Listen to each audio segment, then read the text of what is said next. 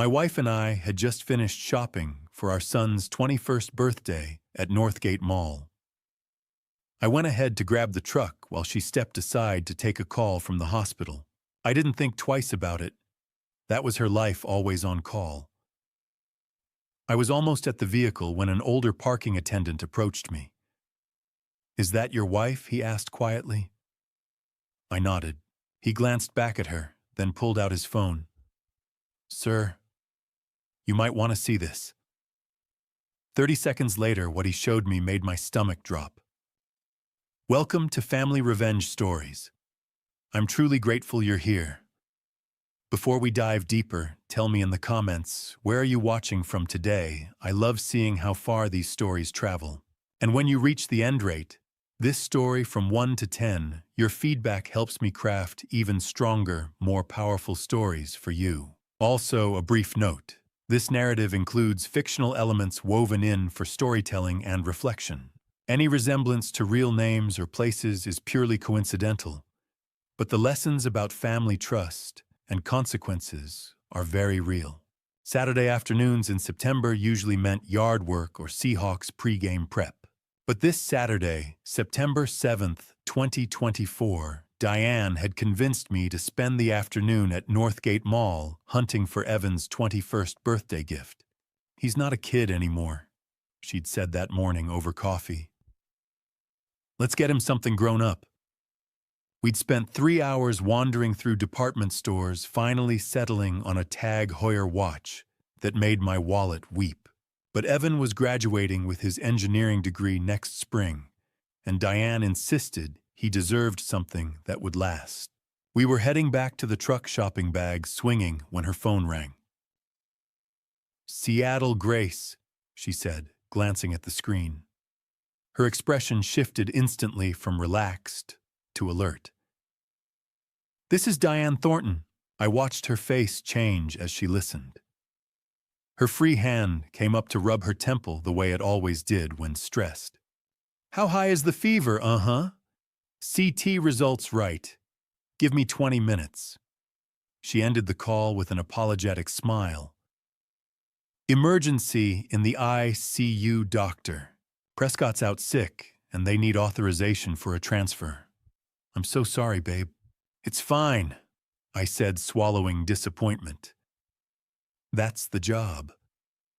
I need to call Dr. Vaughn to coordinate. She was already pulling up contacts. "Can you grab the truck? I'll meet you at the entrance. You know how he is with details. This might take a few minutes." Dr. Vaughn. The name didn't register then, it would later.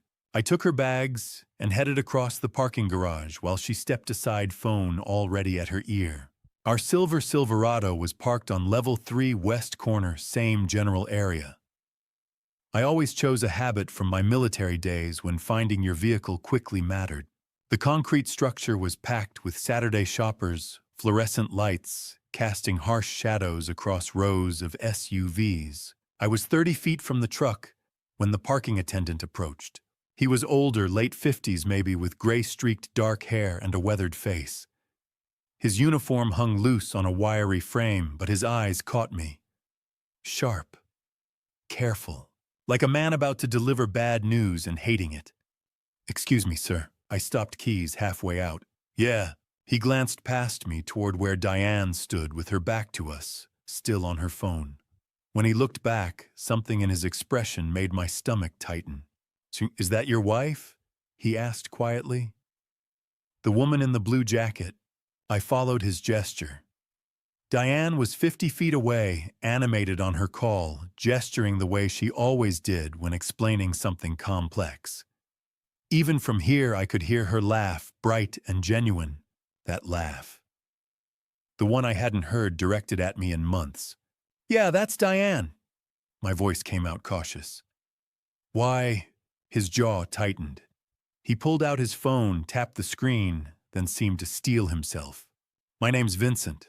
I work here Tuesday through Saturday." He paused. 2 weeks ago, I saw something I've been debating whether to tell you about." Another pause. "Because what I saw, you need to know." Cold dread washed over me. "What are you talking about?" He turned his phone toward me.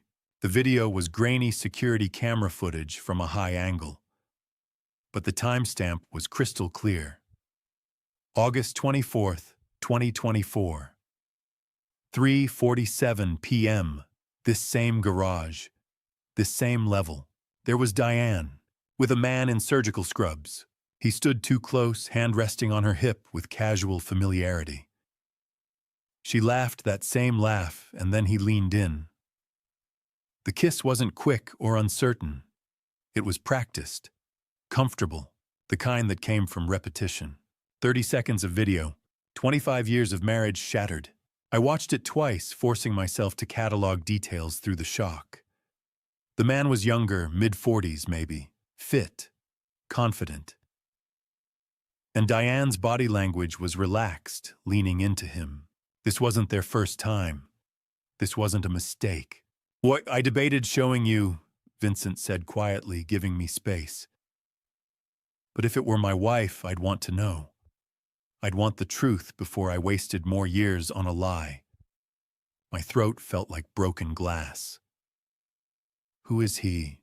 "Han, don't know his name. But he's been here 4 times in the last month.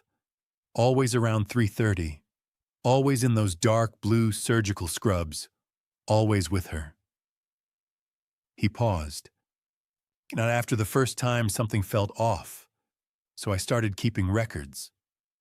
Records, security footage, evidence. The word cut through my shock. This wasn't just some random guy feeling sorry for a stranger. Vincent had been watching, documenting. "Why?" "Well, Mr. Thornton," I said automatically. "Caleb Thornton." Something flickered across his face. Recognition, maybe, but it vanished before I could read it. "Mr. Thornton, I'm sorry I had to be the one to show you this." His voice carried genuine regret. "But better to know now than keep living in the dark, right?" I nodded, not trusting my voice. In the distance, Diane laughed again, still oblivious. She looked happy, carefree, like a woman who'd successfully balanced her Saturday with her husband, and her Saturday with her what? Her colleague, her lover. My mind raced through memories, rewriting them. Every late hospital shift, every weekend on call, every time she'd come home exhausted, smelling like antiseptic. How many had been real? How many had been him? But even through the rage and betrayal churning in my gut, 12 years of military intelligence training kicked in. I'd spent a career as an analyst, learning to process information without emotion, to wait for the complete picture before acting, to understand that premature moves lost wars. Don't react. Gather intelligence. Confirm everything. Then strike with precision. "Thank you," I told Vincent. My voice was steady, controlled. "I appreciate you telling me." He studied me for a long moment. "You're not going to confront her right now?" Not yet." I glanced at Diane, wrapping up her call. "Not here." Something like respect crossed his features. "If you need anything more, evidence, testimony, whatever, you know where to find me. Tuesday through Saturday, 2 to 10. I filed that away and forced myself toward the truck. By the time Diane reached me, I had my expression locked down. Neutral. Just tired from shopping. "Crisis averted," she said brightly, sliding into the passenger seat. "You know how Dr. Vaughn is. Always panicking over nothing." She set her phone in the cup holder and smiled that smile I'd fallen for 26 years ago. "Thanks for grabbing the car, babe. My feet are killing me." Dr. Vaughn. The name landed like a physical blow. The man in the scrubs. The man she'd been kissing 2 weeks ago. The man she'd just spent 10 minutes coordinating with. "No problem," I said, starting the engine. She talked the whole drive home, hospital politics. Evan's birthday plans, a new restaurant we should try. I made appropriate sounds, nodded at the right moments, even smiled when she touched my arm. But inside, everything had changed. The man who would have confronted her in that garage who would have let emotion drive his choices, demanded answers, made a scene that man died somewhere between Vincent's video and the driver's seat. The one behind the wheel now was different. Someone who understood that showing your cards too early meant losing everything. Someone who knew real victory required patience, planning, and cold calculation. Dr. Vaughn. I filed the name with everything else. The timestamps, the scrubs, Vincent's careful documentation. The way Diane said his name, familiar, casual, like someone she spoke with daily. My hands stayed steady on the wheel. My voice stayed calm, answering her questions. My face showed nothing but a tired husband after a long day of shopping. But behind that mask, a different man was taking notes, calculating, planning. This wasn't over. It was just beginning. The house was dark when we pulled into the driveway. Bellevue's suburbs had that September quiet lawn, sprinklers on timers, porch lights glowing yellow, the distant hum of I-405 fading to white noise. Normal, peaceful, a different lifetime. Diane hummed while brushing her teeth some off-key pop song. I watched through the bathroom mirror as she caught my eye and smiled, genuine, warm, nothing to hide. Long day, she said, rinsing her toothbrush. But Evan's going to love that watch. Yeah, he will. She kissed my cheek and pulled back the covers on her side. Our bed. The one we'd picked out 15 years ago. The one where we'd whispered about our son's grades and college applications and whether he was ready for the world. How much of that had been real? I went through my routine on autopilot, teeth contacts, out phone on the nightstand. Diane was already under the covers, scrolling through something on her phone. Blue light illuminated her focused expression. Then she placed it under her pillow. Not on the nightstand, not beside her, under the pillow. I'd watched her do this for months without questioning it. My alarm's too loud on the nightstand, she'd explained once. This way the vibration wakes me without disturbing you. Considerate, thoughtful, reasonable. Now I knew better. I climbed in, turned off my lamp, stared at the ceiling. The house settled with familiar creaks. The furnace kicked on. A dog barked twice down the street. Diane's breathing evened out within minutes.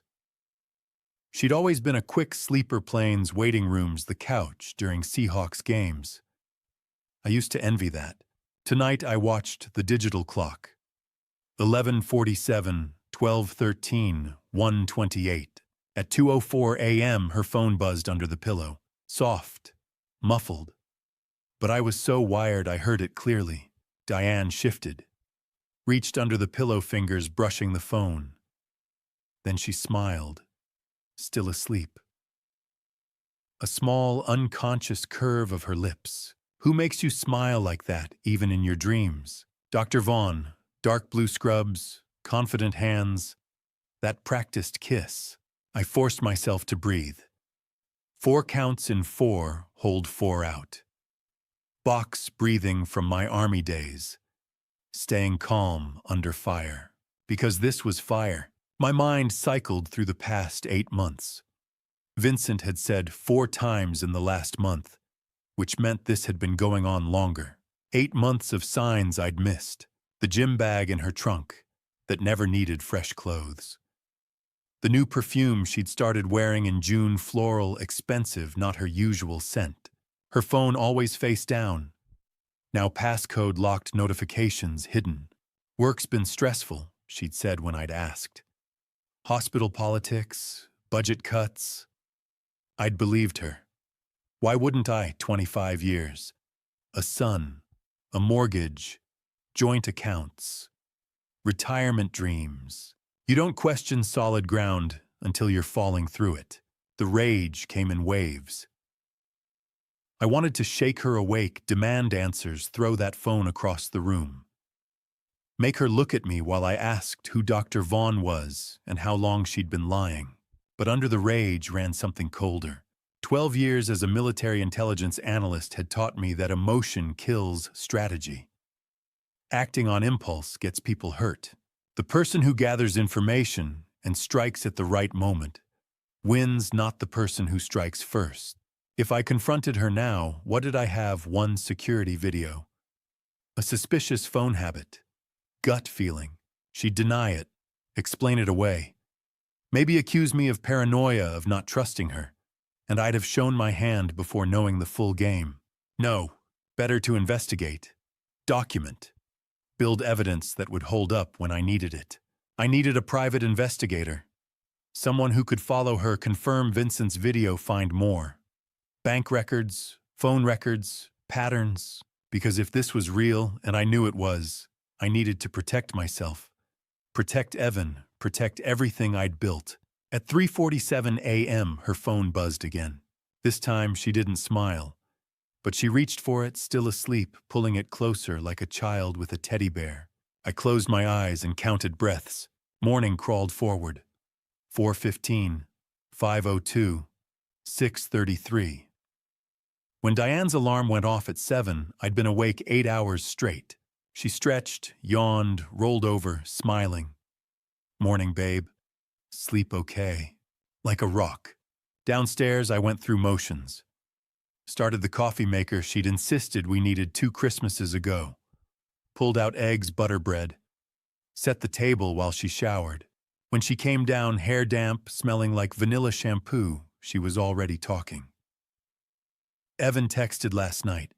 He's thinking about coming home next weekend. We should take him to that steakhouse he loves. She poured coffee, added cream.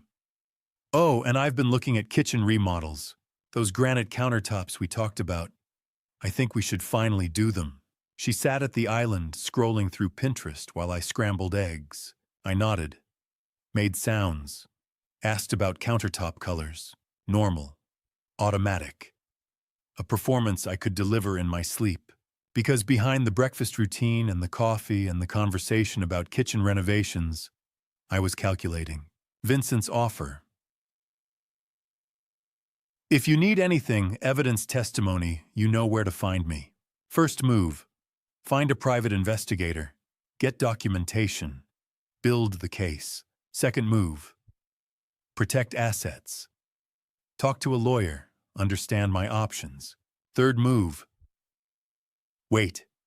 Watch. Let her think everything was fine while I gathered ammunition. Diane laughed at something on her phone. Look at this backsplash. Too modern.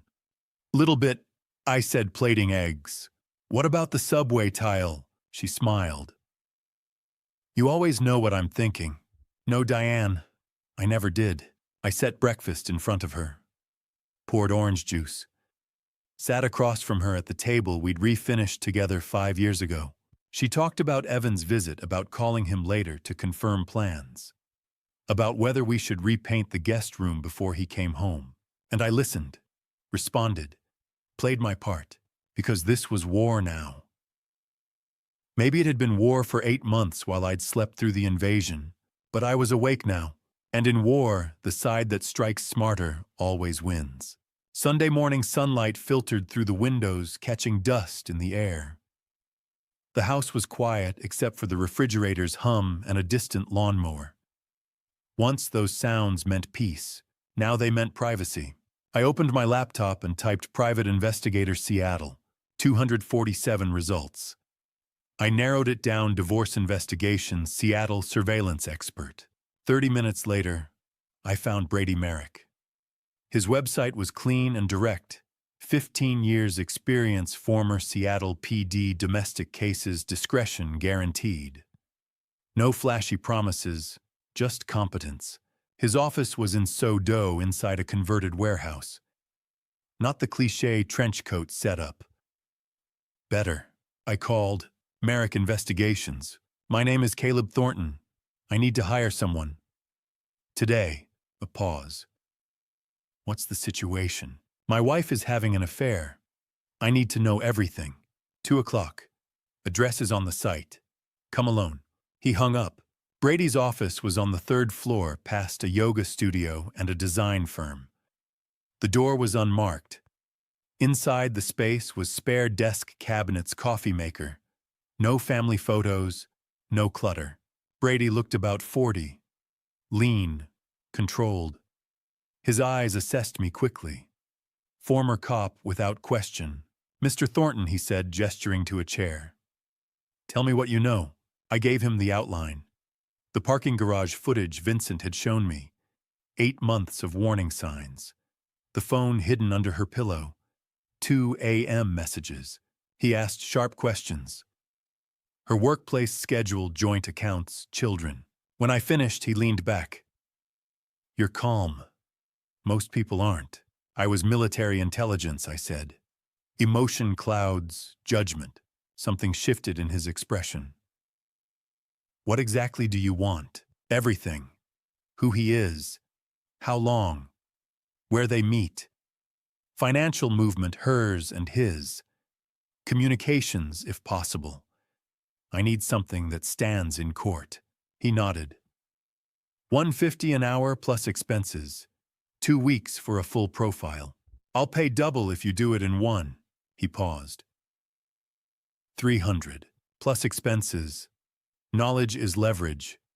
Right now, she has it. He studied me, then amended the contract. 1 week. No guarantees on depth if she's cautious. Prioritize identity and financials. Fair. He stood and offered his hand. Updates via encrypted email. Password changes daily. Don't access from a shared device. Understood. At the door, he added, whatever you're feeling, don't show it. If she senses suspicion, she cleans up. I've already started. Tuesday evening brought steady Seattle rain. Diane was on the couch watching a hospital drama. I was in my office door, cracked open, waiting. At 7:47 p.m., the encrypted email arrived. A separate text delivered the password. I entered it carefully. The report opened. Brady had identified him, Dr. Preston Vaughn, 45 cardiac surgeon at Seattle Grace Hospital. Lives in a downtown condo on Westlake Avenue. Then the activity log. Monday yesterday they met at the Fairmont Olympic Hotel. Room 847 registered under his name. She entered at 2:15 p.m., exited at 4:47 p.m. 2 hours and 32 minutes. I read it 3 times. 2 hours and 32 minutes while I reviewed blueprints at a job site. While I texted her asking what she wanted for dinner. While I believed we were building a future. Tuesday today they met again. Northgate parking garage. Level 3. Physical contact observed. 8 minutes. The same garage where Vincent had first shown me footage. They were comfortable. Repeating patterns. The financial summary noted irregular transfers in our joint account. Brady was still investigating, but preliminary review suggested funds were moving. I leaned back. Dr. Preston Vaughn. A real man with a title and an address. A person who had been touching my wife, booking hotel rooms, messaging her at 2 in the morning. My chest tightened. 25 years reduced to timestamps and receipts. But beneath the pain was something colder information. Evidence. Exactly what I'd paid for. Babe Diane called from the living room. You coming? I closed the laptop. Locked it. Inhale 4, hold 4, exhale 4. Box breathing. Then I walked out and kissed the top of her head. Sorry. Work email? What are we watching? Grey's Anatomy. The one where the surgeon's marriage falls apart. The irony nearly made me laugh. I poured 2 glasses of Pinot Noir, the one she'd insisted we splurge on last month. Sat beside her on the couch we'd picked out together during the remodel. On-screen actors portrayed dramatic betrayal. Beside me, Diane leaned into my shoulder, as she had for decades. Familiar? Automatic? She had no idea I'd just read a report detailing her Monday afternoon in a hotel room with another man. I sipped wine and considered what I was becoming. A man who could sit calmly beside his wife while mentally cataloging evidence. A man who understood that confrontation now would only drive her to a lawyer, drain accounts, erase proof. A man who knew justice required patience. On television, the fictional wife discovered the affair and threw her husband out immediately. Emotional, satisfying, reckless. I took another sip. That's not how you win. Wednesday evening, I went back to the parking garage. I'd thought about it all day through a morning site inspection. where I'd barely registered the contractor's questions through lunch I didn't taste, through an afternoon of reviewing blueprints without seeing them, Vincent's careful attention, the way he'd looked at me when I'd said my name, the deliberate documentation. You don't keep records like that unless you have a reason. I found him on the third level during his shift, guiding an SUV into a tight spot. When the driver left, he turned and saw me. No surprise crossed his face, like he'd been expecting this. Before I reveal what he told me in that bar, I need to ask you something. Type yes in the comments if you want to know the truth about Vincent. Type no if you think some secrets should stay buried. I need to see you're still here. Quick reminder. This story includes some dramatized details for storytelling purposes. If that's not for you, no hard feelings if you exit now. But if you're staying, buckle up. We need to talk, I said. Not here, somewhere private. He studied me for a moment, then nodded. There's a bar 3 blocks east. Murphy's. I'm off in 20 minutes. Murphy's was the kind of dive that had probably looked the same since the 70s. Dim lighting, scarred wooden bar, Rainier beer signs, and the smell of decades of cigarette smoke baked into everything despite the smoking ban. A handful of regulars hunched over drinks, minds their own business. We took a booth in the back. Both ordered beer. Neither of us touched it. I hired a private investigator, I said without preamble. He confirmed everything you showed me. The affair, the timeline, everything. I leaned forward. But what I don't understand is why you told me in the first place. You don't know me. You could have just let it happen. Stayed out of it. Vincent was quiet for a long time. His hands rested on the table, weathered and scarred working hands. His jaw worked like he was chewing words, trying to figure out which ones to spit out. I could have, he finally said. Part of me wanted to. Part of me thought maybe you deserved it, the perfect life falling apart. Why would I deserve it? Because you got everything I didn't. He met my eyes. But then I watched you. Really watched you. And I realized you didn't know. About any of it. The affair. The other thing. What other thing? Vincent reached into his jacket and pulled out a photograph. Old, creased at the edges, colors faded. He set it on the table between us. A young Asian woman, maybe early 20s, holding a baby. Beside her stood a white man in his 30s, suit and tie, hand resting on her shoulder, but not quite touching the child. I looked at the man's face. The eyes, my father's eyes. The floor dropped out from under me. His name was Thomas Thornton, Vincent said quietly. 58 years ago, he had an affair with my mother while on business in Sacramento. She was a translator at a conference. He was married, had a 2-year-old son back in Seattle. Me. He'd had me. He left before I was born. Never came back. Never sent money. Nothing. Vincent's voice was flat, decades of pain compressed into monotone. My mother raised me alone. Worked 3 jobs. Never told me his name until I was 15. When I finally tracked him down and showed up at his office, you know what he said? I couldn't speak. He said, I have a family. I have a son. You're a mistake. Don't come back here. If you tell him, I'll destroy you and your mother. Vincent's hands clenched. So I didn't. For 43 years I kept that secret. My mind raced. My father, the man who'd taught me to throw a football, who'd come to every little league game, who'd worked overtime to pay for college, had done this. Had another son he'd threatened into silence. How did you find me? I managed. Vincent pulled out another document. A DNA lab report. My name at the top. His at the bottom. Probability of half-sibling relationship 99.97%. 3 years ago, I took a DNA sample from a coffee cup you left at a construction site. I was a licensed private investigator back then, mostly retired now, but I still had connections. Once I confirmed it, He trailed off. I didn't know what to do. Part of me wanted to confront you. Part of me wanted to see if your perfect life was really perfect. Part of me just wanted to protect you from getting hurt the way I did.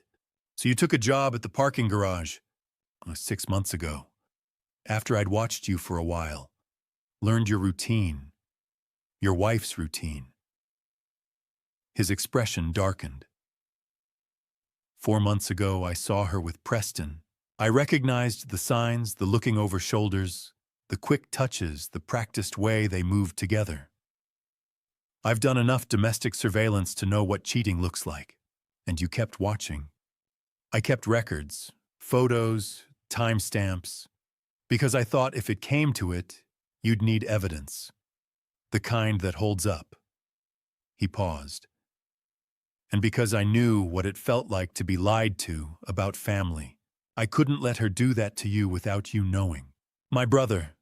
This stranger was my brother. Brady Merrick, I said slowly. The PI I hired. Is he my son? Vincent's mouth twisted. When you called looking for an investigator, I told him to take your case, to do it right, to help you the way I couldn't help myself all those years ago. We sat in silence. Two men who shared DNA and nothing else, connected by a father who'd failed us both in different ways. I'm sorry, Vincent finally said, for all of it, for how you found out, for... Don't. I cut him off. You gave me the truth. That's more than he ever did for either of us. Something shifted in his expression. Relief, maybe, or the beginning of understanding that we were on the same side. He cleared his throat. There's something else. Brady found it in his preliminary investigation. What? His money. Your wife and Preston, they're not just having an affair. They're moving money. Significant amounts. From your joint accounts into something else. My blood went cold. How much? Brady's still tracking it. But based on what he's seen so far, Vincent met my eyes. Enough that this isn't just about betrayal anymore. It's fraud. And just like that, everything changed again. This wasn't just my wife cheating. It was something much worse. Thursday evening, Vincent asked me to come to his apartment. There's something you need to see, he said on the phone, voice measured. Not urgent, controlled. The kind of tone that meant bad news was coming, but it would be delivered carefully. I'd already had enough bad news for one lifetime. His place was in Capitol Hill, an old brick building squeezed between coffee shops and vintage stores. 3rd floor. No elevator. The hallway smelled of garlic and damp carpet. Vincent opened the door before I knocked. Come in. I stepped inside and froze. The wall opposite the entrance was covered floor to ceiling. Photographs. Dozens. Maybe hundreds. Surveillance shots, some grainy, some crisp. Diane's face appeared over and over, entering hotels, sitting in cafes, laughing, touching a man's arm, getting into cars I didn't recognize. Between the photos were printed bank statements, business registrations, and timeline charts connected with red string. In the center was an 8x10 photo of Dr. Preston Vaughn in surgical scrubs, smiling easily at the camera. Jesus, I whispered. Vincent closed the door. I know how it looks. But this is how investigations work. You map it until the whole pattern shows. I moved closer, drawn to the upper left corner of the wall. February 14th. Valentine's Day. Diane entering the Fairmont Olympic Hotel at 2:17 p.m. Another photo of her leaving at 5:43 p.m. 3.5 hours. I had been in Redmond that afternoon. Site inspection. I'd texted her around 6 asking about dinner. She'd said she was exhausted and wanted takeout. She'd been with him. 8 months, Vincent said quietly. I've documented 6, but Brady traced it back further. Valentine's Day is the first confirmed hotel visit. 8 months of lies. 8 months of goodnight kisses that tasted like betrayal. My eyes followed the timeline. March 7th, parking garage. March 23rd, downtown restaurant. April 9th, another hotel. May 2nd, her car outside his condo for 4 hours during a board meeting. The pattern repeated with precision. Then I noticed the business documents pinned near the center. What Summit Healthcare Partners, LLC? I asked. Vincent stepped beside me. Registered March 20th. Co-signed by Diane Thornton and Preston Vaughn. My stomach tightened. On paper, it's a medical equipment supplier, he said. They do sell some equipment legitimate enough to pass inspection, but the pricing is inflated. A handful of small clinics are involved. He handed me bank statements. Transfers. 5,000, 12,000, 8,000, 15,000. Over and over, from an account number I recognized. Our joint savings. How much, I asked. 180,000 over 6 months. Small increments to avoid detection. Together, it adds up. $180,000. Gone. There's more, Vincent said. He showed me news articles and court records. Preston has done this 3 times before. Portland, 2019. San Francisco, 2021. Denver, 2022. Same model. He pointed at a chart. He targets hospital administrators, married women between 45 and 50, women with assets, inheritances, joint accounts. He seduces them, convinces them to form a business partnership, creates a clean-looking LLC, slowly drains funds, then relocates before anyone pieces it together. Why hasn't anyone stopped him? Because they're ashamed. To expose him, they'd have to admit the affair, risk careers, risk marriages. He keeps each case under major felony thresholds when possible, and he makes every woman feel chosen. I stared at the list of cities. Portland, San Francisco, Denver, Seattle, a pattern. Who were they? I asked. I don't have all the names. But this one, he handed me a card. Dr. Audrey Kingsley, San Francisco. She was victim number 2. She's also his ex-wife. He married one early on, before he refined the process. She lost her job when the affair surfaced. He drained a $400,000 inheritance before disappearing. Vincent met my eyes. She's been waiting for someone to stop him. When I explained your situation, she agreed to talk. She's flying in tonight. When? Tomorrow, if you want. I turned back to the wall. A recent photo caught my attention. Diane in a cafe last week laughing. Preston leaning forward, intent on her face. She looked alive, happy. She had no idea. She doesn't know, does she? I asked. Almost certainly not, Vincent replied. That's his skill. He makes every woman believe she's the exception, that what they have is rare. I thought about Diane defending him at dinner, about the way she said his name, about how convinced she must be that this was love.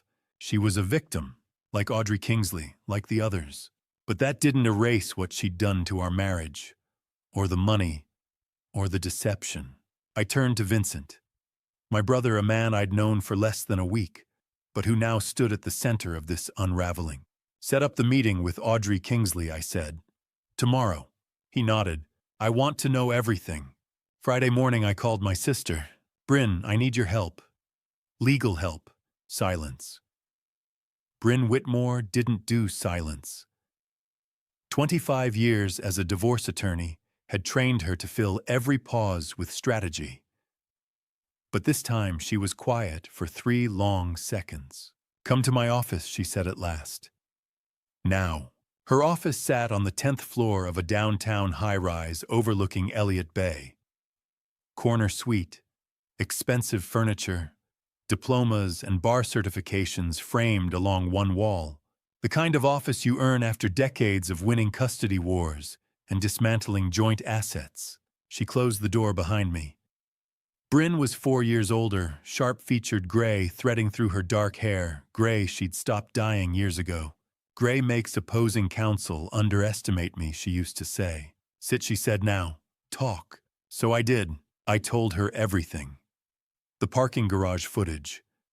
Vincent, the half-brother I never knew existed, born from our father's affair 58 years ago. The wall of surveillance photos. 8 months of lies. Preston Vaughan's pattern of seduction and financial manipulation in 4 cities. The LLC Summit Healthcare Partners, co-signed by my wife and her lover. $180,000 siphoned from our joint account in small, deliberate transfers. Bryn didn't interrupt. Her face moved through shock anger, then settled into the cold focus I'd seen in courtrooms. When I finished, she said one word, bastards. Then she opened her laptop. Here's where you stand legally, she said. You have grounds for at-fault divorce based on adultery. Washington is technically no fault, but documented adultery still influences asset division in certain contexts. The financial transfers strengthen your position significantly. And if that LLC involved interstate electronic transactions, we're looking at potential federal wire fraud. What are my options? She didn't hesitate. Monday morning, we file for divorce. We cite adultery and financial misconduct. At the same time, we file an emergency motion to freeze all joint accounts.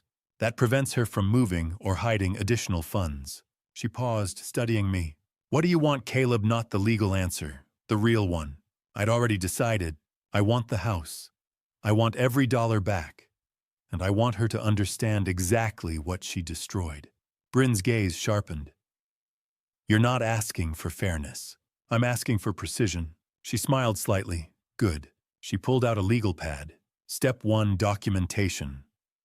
Every report from your PI, every surveillance photo, every financial statement, hotel receipts, time-stamped evidence. We build a case she cannot spin. Vincent's been documenting for 6 months. Excellent. She continued writing. Step 2. Emergency account freeze. Once approved, and with this evidence, it will be she cannot access funds without court authorization. She tapped her pen thoughtfully. Step 3. The house. Did Dad ever update the mortgage structure after Mom died? No. Why? She turned her laptop toward me. Because he inserted a protection clause when you refinanced. If the marriage dissolves under proven adultery, his estate retains an interest in the property. That protects your equity. She forfeits her claim. I stared at her. You're serious. Dad had seen too many men get wiped out in divorce. He drafted it to shield you. She gave me a look. Yes, ironic, considering his own history. But he protected you. Another layer I hadn't known existed. Step 4. Bryn said we leveraged the LLC fraud. Participation in financial misconduct can shift asset division heavily in your favor. She didn't just cheat. She diverted joint funds. Courts take that seriously. Will it hold? With this level of documentation, yes. Especially if the FBI opens a file. What about Evan? Her expression softened. He's 20.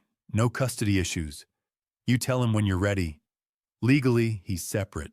I nodded, keeping the DNA question I'd been wrestling with to myself. One battle at a time, Caleb Bryn said quietly, leaning forward. Once we file, this ends. Completely. No reconciliation window. Are you certain? My marriage ended 8 months ago, I replied. I just learned about it last week. She held my gaze, then nodded. Then we finish it properly. She reached for her phone. Judge Williams owes me a favor. I'll secure an emergency hearing Monday afternoon for temporary orders. That gives us the weekend to finalize everything. Thank you. Don't thank me yet, she said. This will get ugly. Diane will fight. Preston will hire counsel the moment he senses pressure. If federal investigators step in, it escalates quickly. I have Vincent. I have Brady. I have 6 months of documentation. And now I have you. That earned a different smile, less attorney, more sister. Yeah, she said. You do. When I stepped out of her office, my phone buzzed. Vincent. Audrey Kingsley confirmed for tomorrow, 2 p.m. Ballard Cafe. She has evidence. A lot. I texted back, I'll be there. 3 days ago, I'd been shopping for my son's birthday present, believing I was in a solid marriage. I'd been blind, comfortable, trusting. Now I had a private investigator, a half-brother with a wall of evidence, an ex-wife of my wife's lover flying in with documentation, and the best divorce attorney in the city drafting emergency motions. I wasn't reacting anymore. I was building a case. Saturday afternoon, I met Dr. Audrey Kingsley at a coffee shop in Ballard. She was already there when I arrived, sitting at a corner table away from the windows. 47, polished in that professional way that spoke of years climbing corporate ladders. Dark suit, minimal jewelry, hair pulled back neat. But it was her eyes that told the real story, tired in a way that sleep couldn't fix, the kind of exhaustion that came from surviving something that should have destroyed you. Mr. Thornton. She stood as I approached, offered her hand. Firm grip, steady eye contact. Whatever Preston had done to her, she hadn't let it break her completely. Thank you for agreeing to meet, I said, sitting across from her. Thank you for reaching out. She wrapped both hands around her coffee cup like she needed the warmth. When Vincent called and explained the situation, said Preston was working the same pattern again in Seattle, I knew I had to help. Tell me what happened between you and Preston. She took a slow breath, organizing thoughts she'd probably organized 1,000 times before. We met 7 years ago. I was CFO at Oregon University Medical Hospital. Preston was the new hire, brilliant cardiac surgeon, charming, younger than most department heads. He made an impression immediately. Her mouth tightened. My marriage was struggling. 25 years, 2 kids already in college. My husband and I were basically roommates who shared a mortgage. The classic midlife crisis setup. I knew that feeling. The distance that grew so gradually, you didn't notice until you were strangers living under the same roof. Preston saw that. Audrey continued. Or maybe he engineered it, I don't know anymore. He made me feel understood, important. Like I mattered beyond budget spreadsheets and board meetings. The affair started within 3 months. She said it clinically, like reading a medical chart. Detached. The only way to tell the story without drowning in it. 6 months in, he pitched the business idea. A medical equipment company we'd source better quality supplies at lower costs, improve hospital procurement, make millions in the process. He called it a partnership between clinical expertise and financial management. Made it sound revolutionary. And how much did you invest? $400,000. My mother's inheritance. Everything she'd left me. Her jaw clenched. The equipment was real. The company was legitimate on paper. But the prices Preston charged were inflated by 3, sometimes 400%. And the contracts he negotiated somehow always seemed to benefit his other ventures. When did you realize? Too late. By the time I started asking questions, Preston had already structured everything to look like I was the one manipulating hospital contracts. When the internal investigation started, he had his lawyers ready. They convinced the board it was mutual misconduct, that I was equally guilty. I had to sign an NDA to avoid criminal charges. Her hands trembled slightly around the cup. My husband filed for divorce when everything came out. The hospital terminated my position. I lost my job, my marriage, my reputation, and $400,000. Preston moved to San Francisco with a clean record and a new position, and did it again. See, at least twice more that I can confirm. San Francisco, then Denver. Maybe others I don't know about. She pulled out a folder from her bag. I've been building a file. Breaking my NDA could cost me legally, but I'm tired of watching him destroy people. She opened the folder. Inside were printouts, LinkedIn profiles, news articles, court records, financial documents. Photos of 3 women besides herself, all professional, well-dressed 40-something, all with that same tired look in their eyes.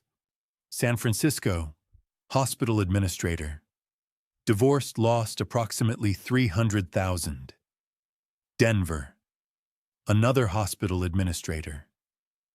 Same story, $250,000 gone. And now your wife in Seattle. The pattern was crystal clear when laid out like this. Hospital administrators, late 40s, married, assets. The same script playing out city after city, victim after victim. Why hasn't anyone stopped him? I asked. Shame, Audrey said simply. These women, myself included, would have to admit to affairs, risk what's left of our careers and reputations. The NDAs are ironclad. The hospitals want to avoid scandal, and Preston's smart about keeping amounts below felony thresholds in most jurisdictions. She leaned forward. But if we could get multiple victims to testify together, build a federal wire fraud case instead of local criminal charges, maybe we could actually stop him. I want to do more than stop him, I said. I want to catch him in the act. Get him on record admitting what he's done. My wife doesn't know I know about the affair. She thinks her secret is safe. If I could get her to cooperate, wear a wire record, Preston confessing to the fraud, she'd have to flip on him, Audrey said slowly. Betray someone she thinks she's in love with. Why would she do that?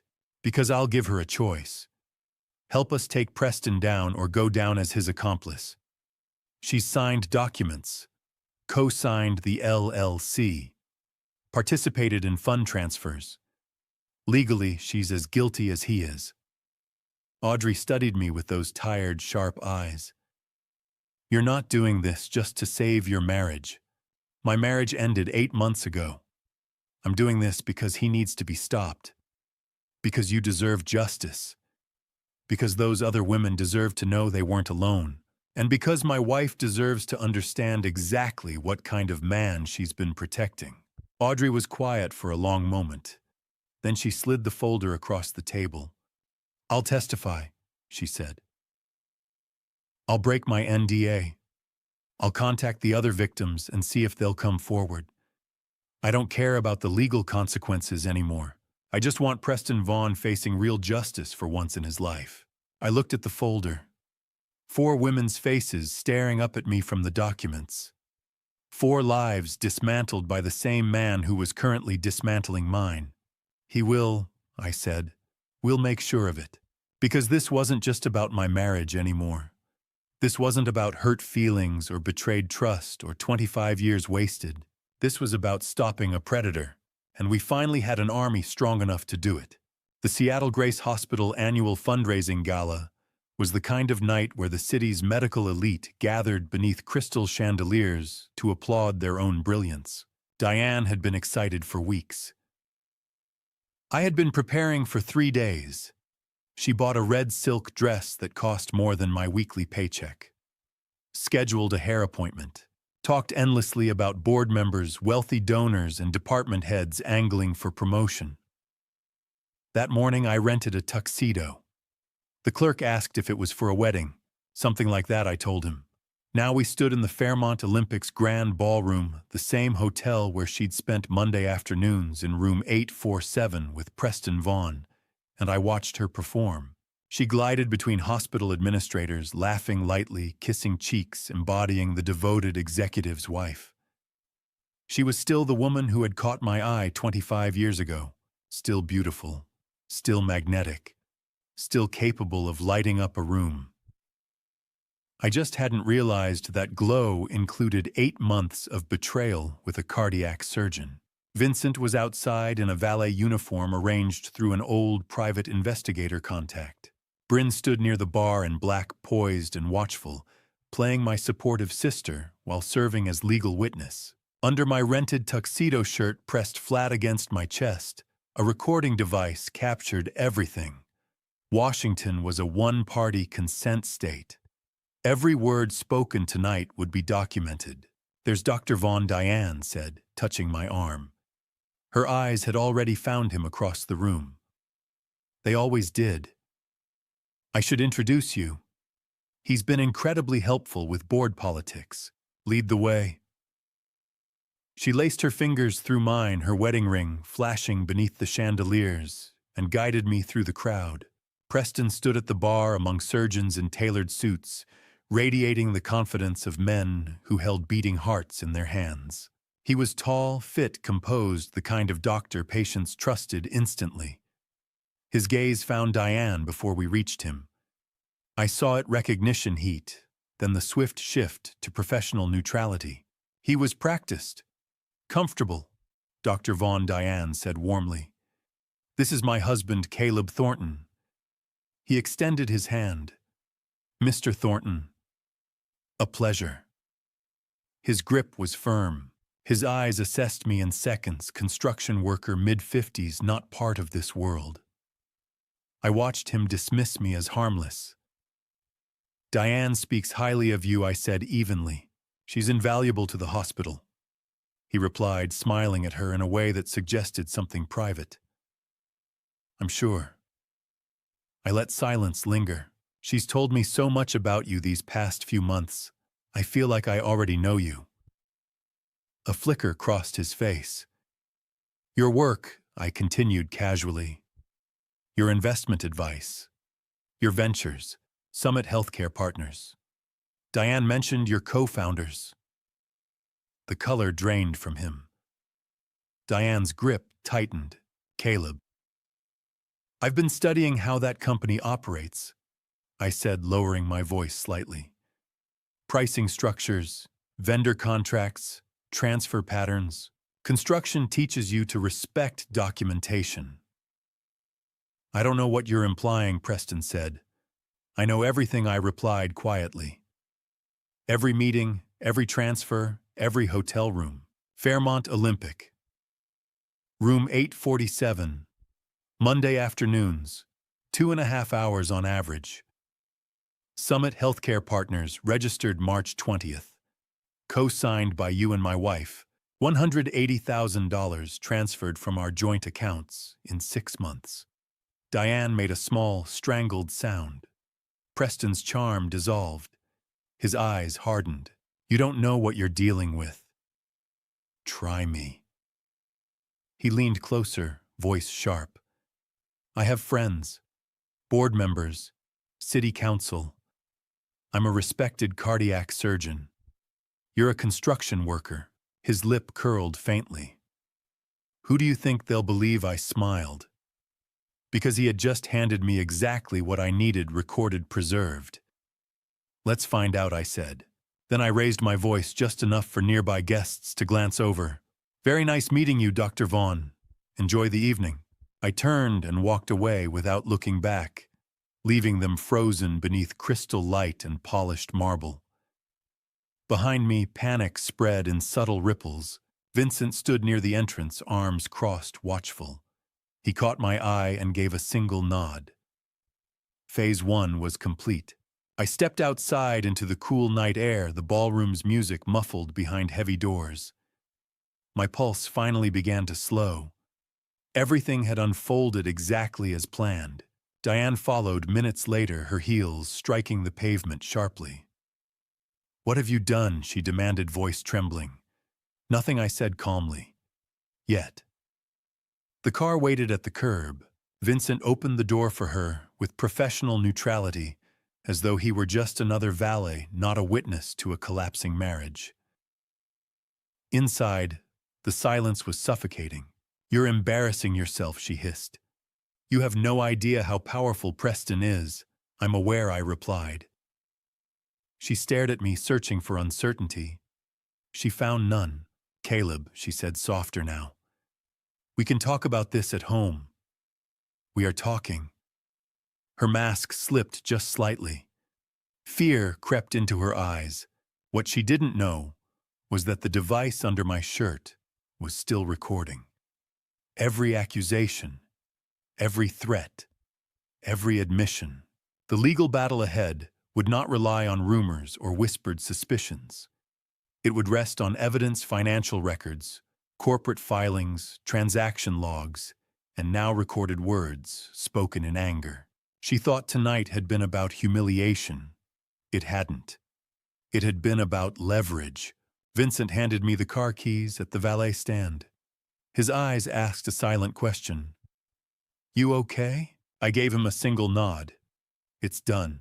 Diane followed me across the parking garage without speaking. Her heels clicked against concrete, echoing in the cavernous space. Still in shock, maybe, or already calculating her next defense. I opened the passenger door for her, 25 years of muscle memory, and she slid in mechanically, that red dress pooling around her legs. I closed the door, walked around to the driver's side, got in, started the engine. The silence between us was already suffocating. I pulled out of the Fairmont's garage and onto the wet Seattle streets. Rain had started while we were inside, soft at first, then building to a steady rhythm against the windshield. Diane sat rigid beside me, staring straight ahead, hands folded in her lap. She didn't speak until we merged onto UI-5 heading north toward Bellevue. When she finally found her voice, it came out tight, controlled, still trying to manage the situation. What the hell just happened back there? That was me being honest for the first time in a week. "You embarrassed me in front of—" "I embarrassed you." My hands tightened on the wheel. "That's really what you're concerned about right now. Kroglib, whatever you think you know. Stop." The word came out harder than I'd intended. "Don't insult me with denials." Silence. Just rain and road noise and the sound of 25 years cracking apart. "I saw you," I said quietly. "At the parking garage. Saturday, 8 days ago. With him." "I don't know what you're talking about." I pulled onto the shoulder.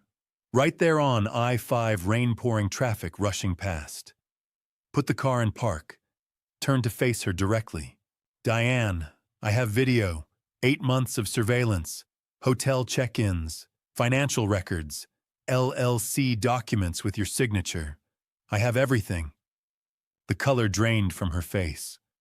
All that careful control evaporated. "Oh God. How long?"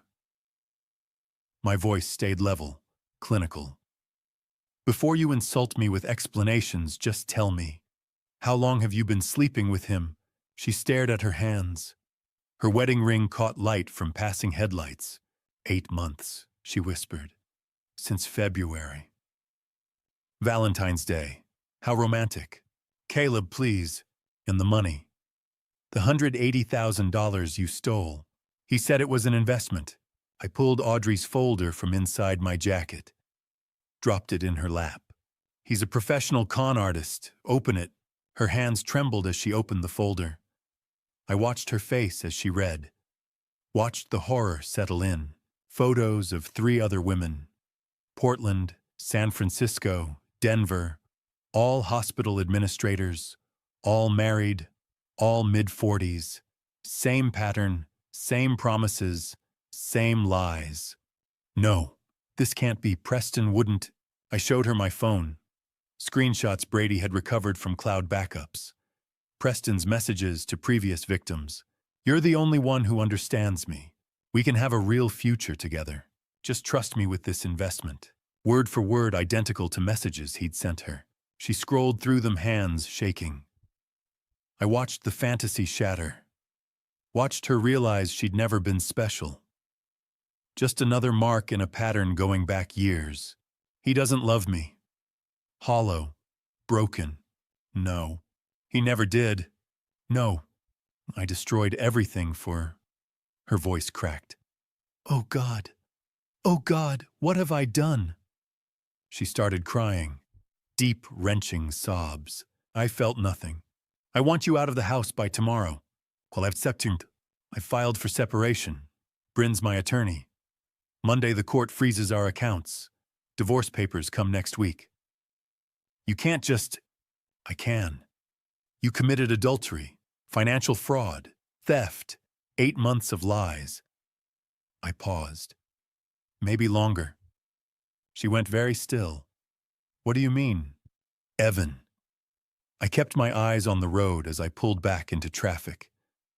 He's not mine, is he? Silence. I'm type O, you're type B, Evan's type A. That's genetically impossible if I'm his biological father. Caleb, please. Who was it? Someone before we married. During does it even matter anymore? She didn't answer, just kept crying. 20 minutes later, I pulled into our driveway. The house I'd bought. Renovated. Made into a home. The house where I'd raised another man's son. Get out! She stumbled from the car, mascara running that expensive red dress soaked from rain. I watched her fumble with her keys disappear through the front door. I sat there, engine idling, rain drumming on the roof. Tomorrow, everything would change. Monday, the legal machinery would start. By next week, divorce papers would be served. By next month, it would be over. But tonight, I just sat in my driveway and felt the weight of 25 years turning to ash. Not satisfaction, not victory, just a hollow, aching emptiness where my marriage used to be. The DNA test results arrived Monday morning via encrypted email. I sat in Bryn's office staring at the laptop screen, reading the lines over and over. Medical terminology, lab certification numbers, charts showing genetic markers that meant nothing to me, and at the bottom, in bold, probability of paternity, 0.00%. Caleb. Bryn's voice came from somewhere far away. I closed the laptop, sat back, looked at my hands. He's not my son. 20 years. Every birthday party where I'd carried the cake while everyone sang. Every baseball game where I'd taught him to swing level, keep his eye on the ball. Every parent-teacher conference where teachers told me what a good kid he was, how proud I must be. Every time he'd said, "I love you, Dad," before bed. I'm so sorry, Bryn said quietly. Are you? I stood, walked to the window. Downtown Seattle stretched below buildings and traffic and people living their normal Monday mornings. Because I'm not sure how I'm supposed to feel right now. However you feel is valid. The blood types, I said, still staring out the window. I looked it up last week.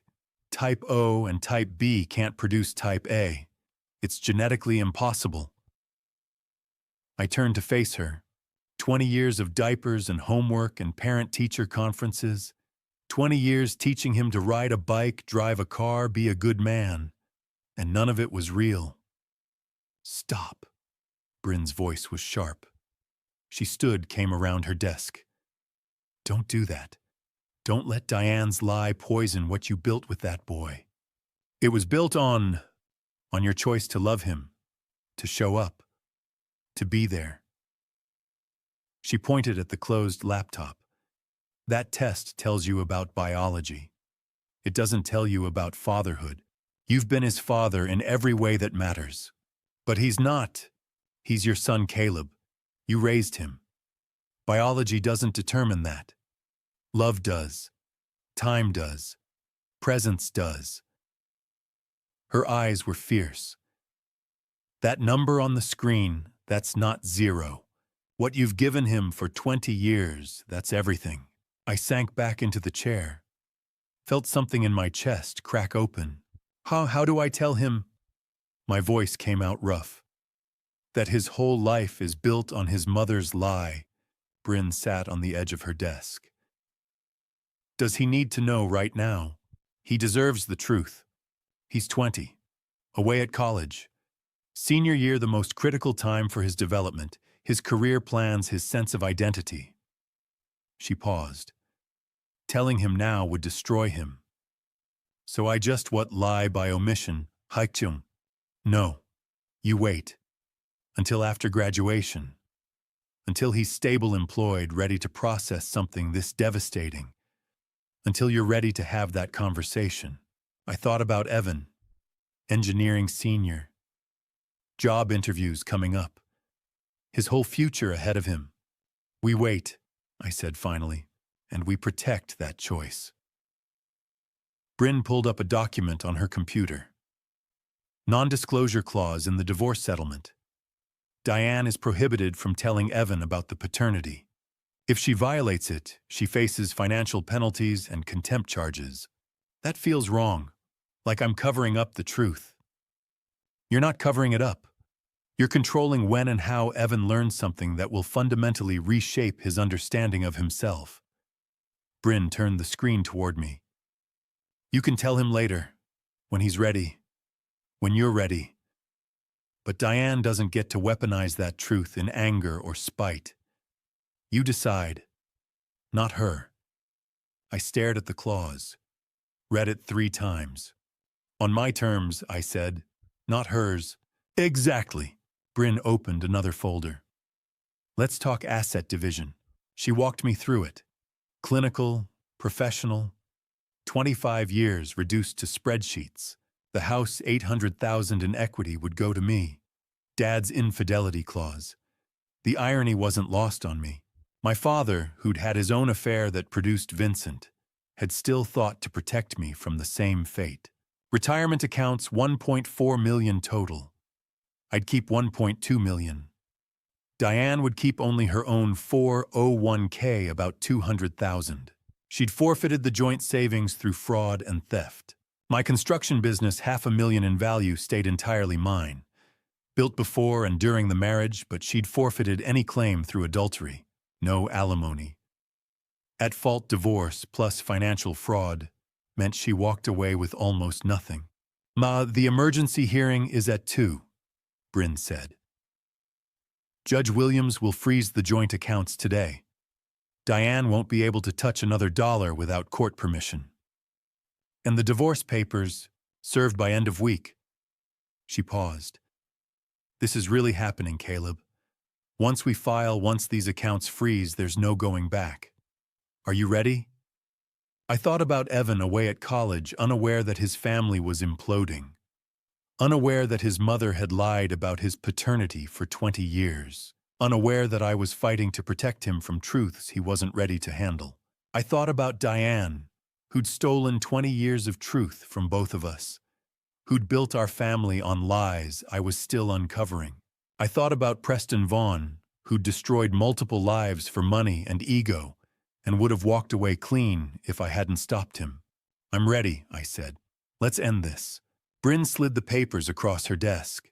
I picked up the pen and signed. Monday evening, I sat alone in the house that was finally just mine. The silence felt different now. Not empty, just quiet. Diane had been gone since Saturday night. Her things were still upstairs, clothes, makeup, shoes, but she was gone. Staying at some hotel downtown, probably. Using the credit card I hadn't frozen yet. That would change tomorrow morning. My phone buzzed on the kitchen counter. Voicemail notification. Diane's number. I stared at it for a long moment. Debated not listening. But curiosity, or maybe strategy, won out. I hit play. At first I thought she was calling me. Then I heard the rustling sounds. Muffled movement. The hollow acoustic of a phone in a purse or pocket. Pocket dial. She'd called me by accident. And then I heard her voice trembling, talking to someone else. Preston, please pick up, please. My hand tightened on the phone. Ringing sounds through the recording. Once, twice, 3 times. Then a click.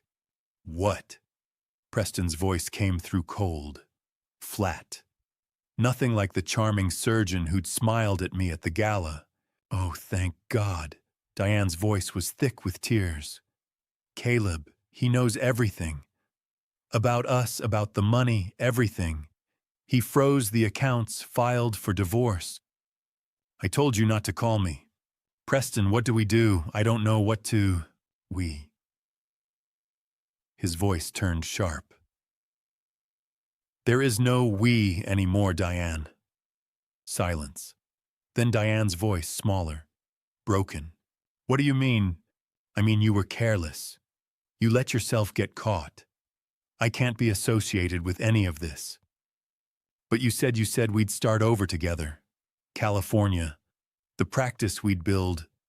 I said a lot of things. Matter of fact, like he was discussing weather. Look, this was fun while it lasted, but you've become a liability. A liability. Her voice cracked. Preston, I left everything for you. My marriage, The LLC is in your name. The transfers came from your accounts. Your signature is on everything.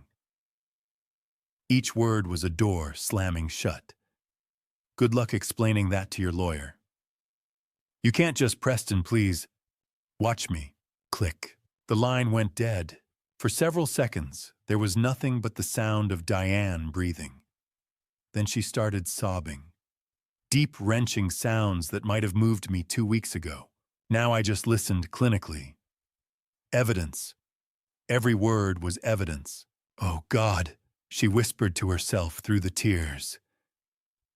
He never loved me. He was just using me all along. Oh, God, what have I done? The voicemail cut off. Time limit reached. I stood in my kitchen phone, still pressed to my ear, staring at nothing. Then I played it again, listened to the whole thing a second time. Preston's cold dismissal. Diane's realization hitting in real time. The confirmation that everything Audrey had told me was true. Preston Vaughn was a professional. He'd done this before. He'd do it again, unless we stopped him. I saved the voicemail. Forwarded it to myself via email. Backed it up 3 different ways. This was exactly what we needed. A knock at the door pulled me out of my thoughts. I opened it to find Vincent holding 2 bags of Chinese takeout.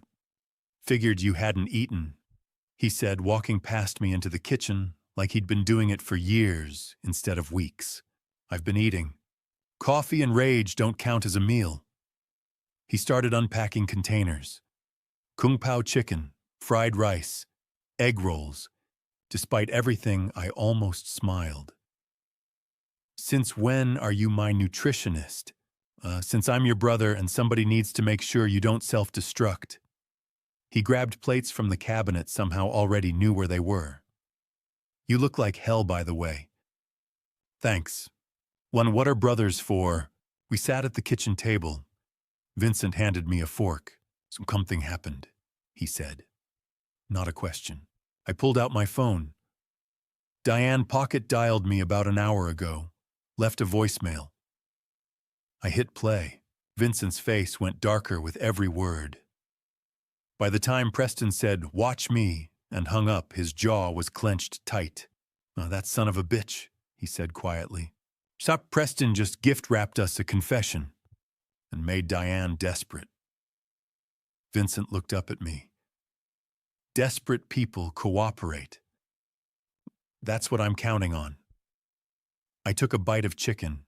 First real food I'd eaten all day. Give her one more day. Let her realize she's completely alone.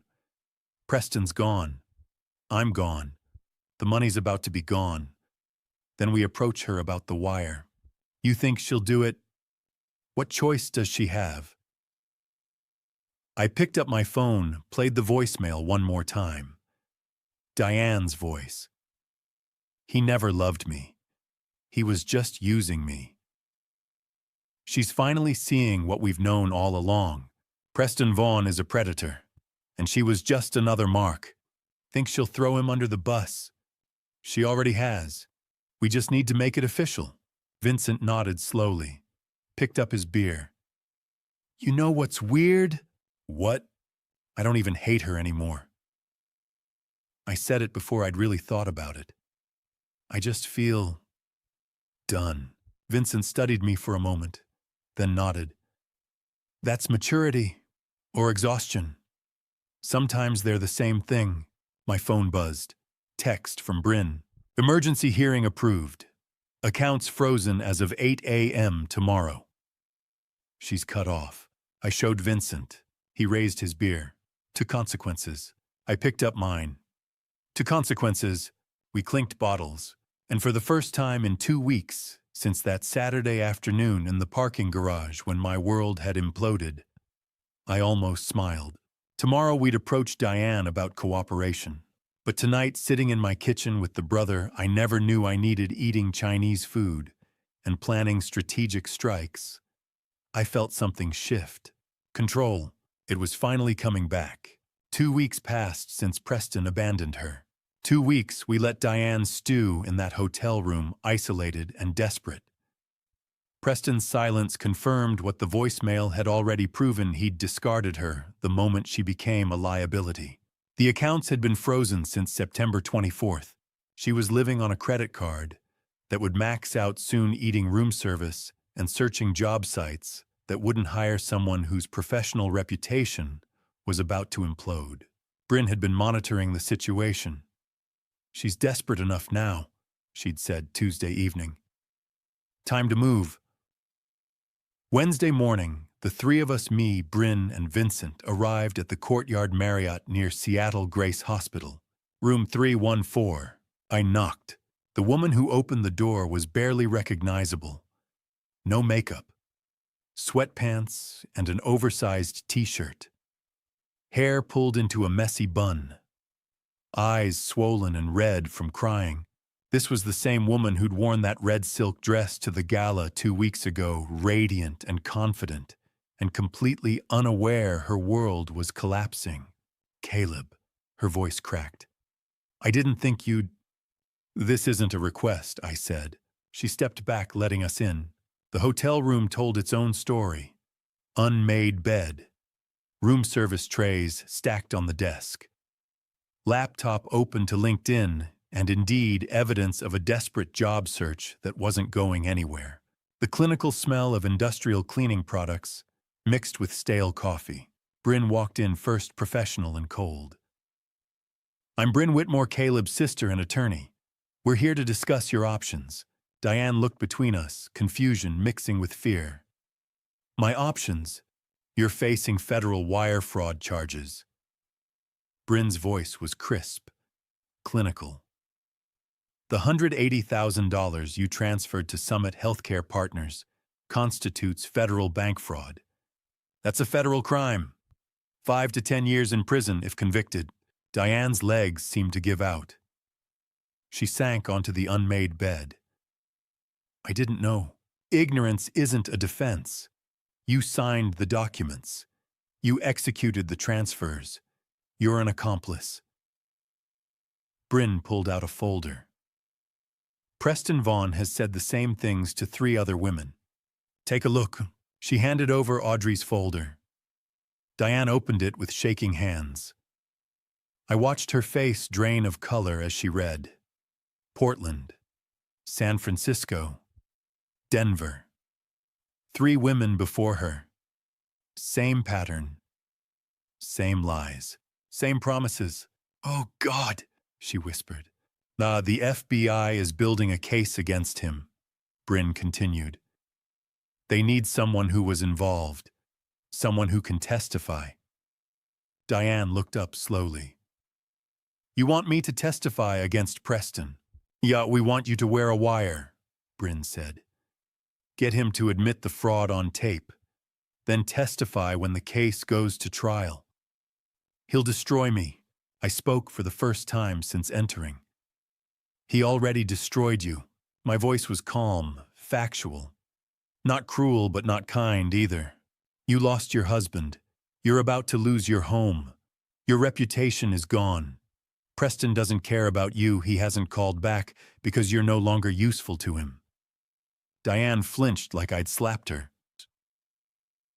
"Here are your options," Bryn said. "Cooperate and we can keep this quiet. Immunity deal, sealed records, no publicity. You lose Caleb and the house, but you don't lose Evan. You don't go to prison. You get a chance to rebuild some kind of life." She paused, letting that sink in. Or don't cooperate. We prosecute you alongside Preston. You lose everything, including any chance at a relationship with your son." At Evan's name, Diane's head snapped up. "Did you tell him—" "No," I said. Because despite everything, I don't want to destroy my son's life. But if you don't cooperate, if you force us to go to trial, everything becomes public. Evan will know exactly what kind of person his mother is. That's blackmail. That's reality. Bryn cut in. Silence filled the hotel room. Diane looked between us, desperate for a way out that didn't exist. If I do this, she said finally, voice barely above a whisper, will it change anything between us? No. I kept my voice level. The divorce proceeds as planned. You keep your 401k. You get immunity. That's more than you deserve. More silence. Diane was crying now, quiet tears running down her face. I'll do it, she said. I'll wear the wire. Bryn pulled out paperwork. FBI agent Owen Ramsey will contact you within 24 hours. He'll brief you on the operation. You'll need to contact Preston, arrange a meeting. The wire will record everything. What do I say to him? It's the truth, I said. That you're scared. That I'm threatening you. That you need his help. He's arrogant enough to believe you're still under his control. Diane nodded, hands shaking as she took the immunity agreement from Bryn. I'm sorry, Caleb. Her voice broke. For everything. I never meant for. I stood, headed for the door. Didn't look back. Sorry doesn't fix this, I said. But cooperation might save you. Outside in the hotel corridor, Vincent put a hand on my shoulder. That was brutal. That was necessary, I corrected. He studied me for a moment, nodded slowly. We walked to the elevator in silence. As the doors closed, I felt something settle in my chest. Not satisfaction, not victory, just completion. The legal machinery was in motion now. Diane would cooperate or she'd face consequences alone. Either way, Preston Vaughn's time was running out, and he had no idea the trap was closing around him. Thursday morning, we met at the FBI field office in downtown Seattle. The building was exactly what you'd expect. Sterile, imposing, the kind of place designed to make you feel small and exposed. Security checkpoints, badge scanners, agents moving through hallways with the quiet efficiency of people who'd seen everything. Agent Owen Ramsey looked like he'd seen most of it. Mid-40s, maybe pushing 50. Gray suit, white shirt, dark tie, eyes that had witnessed too much white-collar crime and stopped being surprised by human greed years ago. We gathered in an interrogation room, me, Diane, and Bryn. Vincent was next door in the observation room, watching through the one-way glass. Diane had barely spoken since agreeing to cooperate yesterday. She sat rigid in the metal chair, hands folded in her lap, looking like someone waiting for execution. Agent Ramsey entered carrying a thick file folder, set it on the table, looked at Diane with those tired eyes. Mrs. Thornton, thank you for agreeing to cooperate. She nodded mutely. Let's clarify the terms, Ramsey said, pulling out papers. You cooperate fully. You wear a wire. You get Dr. Vaughn to admit the fraud on tape. In return, you receive immunity from federal wire fraud prosecution. The charges against you will be dropped. And it'll be sealed. Diane's voice was barely audible. My son won't know. That's between you and your ex-husband. The FBI doesn't disclose case details unless necessary for prosecution. Since you're cooperating, you won't be named as a co-conspirator in public records. You'll be listed as a witness, not a defendant. She looked at me. You'll keep it from Evan. For now, I said. The kid doesn't need details. He knows we're divorcing because of your affair. That's enough. She flinched but didn't argue. Ramsey opened the file folder. Let's talk about Dr. Preston Vaughn's other victims. He spread photos across the table. 5 women, 5 different cities. Hannah Shepard, San Diego 8 years ago. Recently came forward. Dr. Audrey Kingsley, Oregon 7 years ago. Unnamed victim, San Francisco, 6 years ago. Amanda Sutton, Portland, 4 years ago. Valerie Porter, Denver, 3 years ago. And you, Seattle this year. Diane stared at the photos, face draining of color. Over $2 million stolen across 10 years. 4 different hospitals. Identical pattern every time. Ramsey pulled out another document. He even used the same words. He showed Diane a comparison sheet. Messages Preston had sent to each victim. Preston to Audrey. You're the only one who understands me. Preston to Amanda. You're the only one who understands me. Preston to Diane. You're the only one who understands me. Word for word identical. A copy-paste con job. He said I was special, Diane whispered. That he'd never felt this way with anyone. He told all of them the same thing, Ramsey said. Not unkind, but factual. In some cases, word for word. You weren't special, Mrs. Thornton. You were a target who fit his profile. She looked like she might be sick. Here's how this works, Ramsey continued. This afternoon, you'll call Dr. Vaughn. Tell him you're scared, that your husband is threatening you with fraud charges, that you need his help. He'll come to your hotel. Men like him can't resist the opportunity to reassert control. What if he suspects? He won't. You're desperate and frightened. That's exactly what he expects. That's what makes you controllable in his mind. Ramsey leaned forward. Men like Preston Vaughn rely on power dynamics. He thinks you're weak.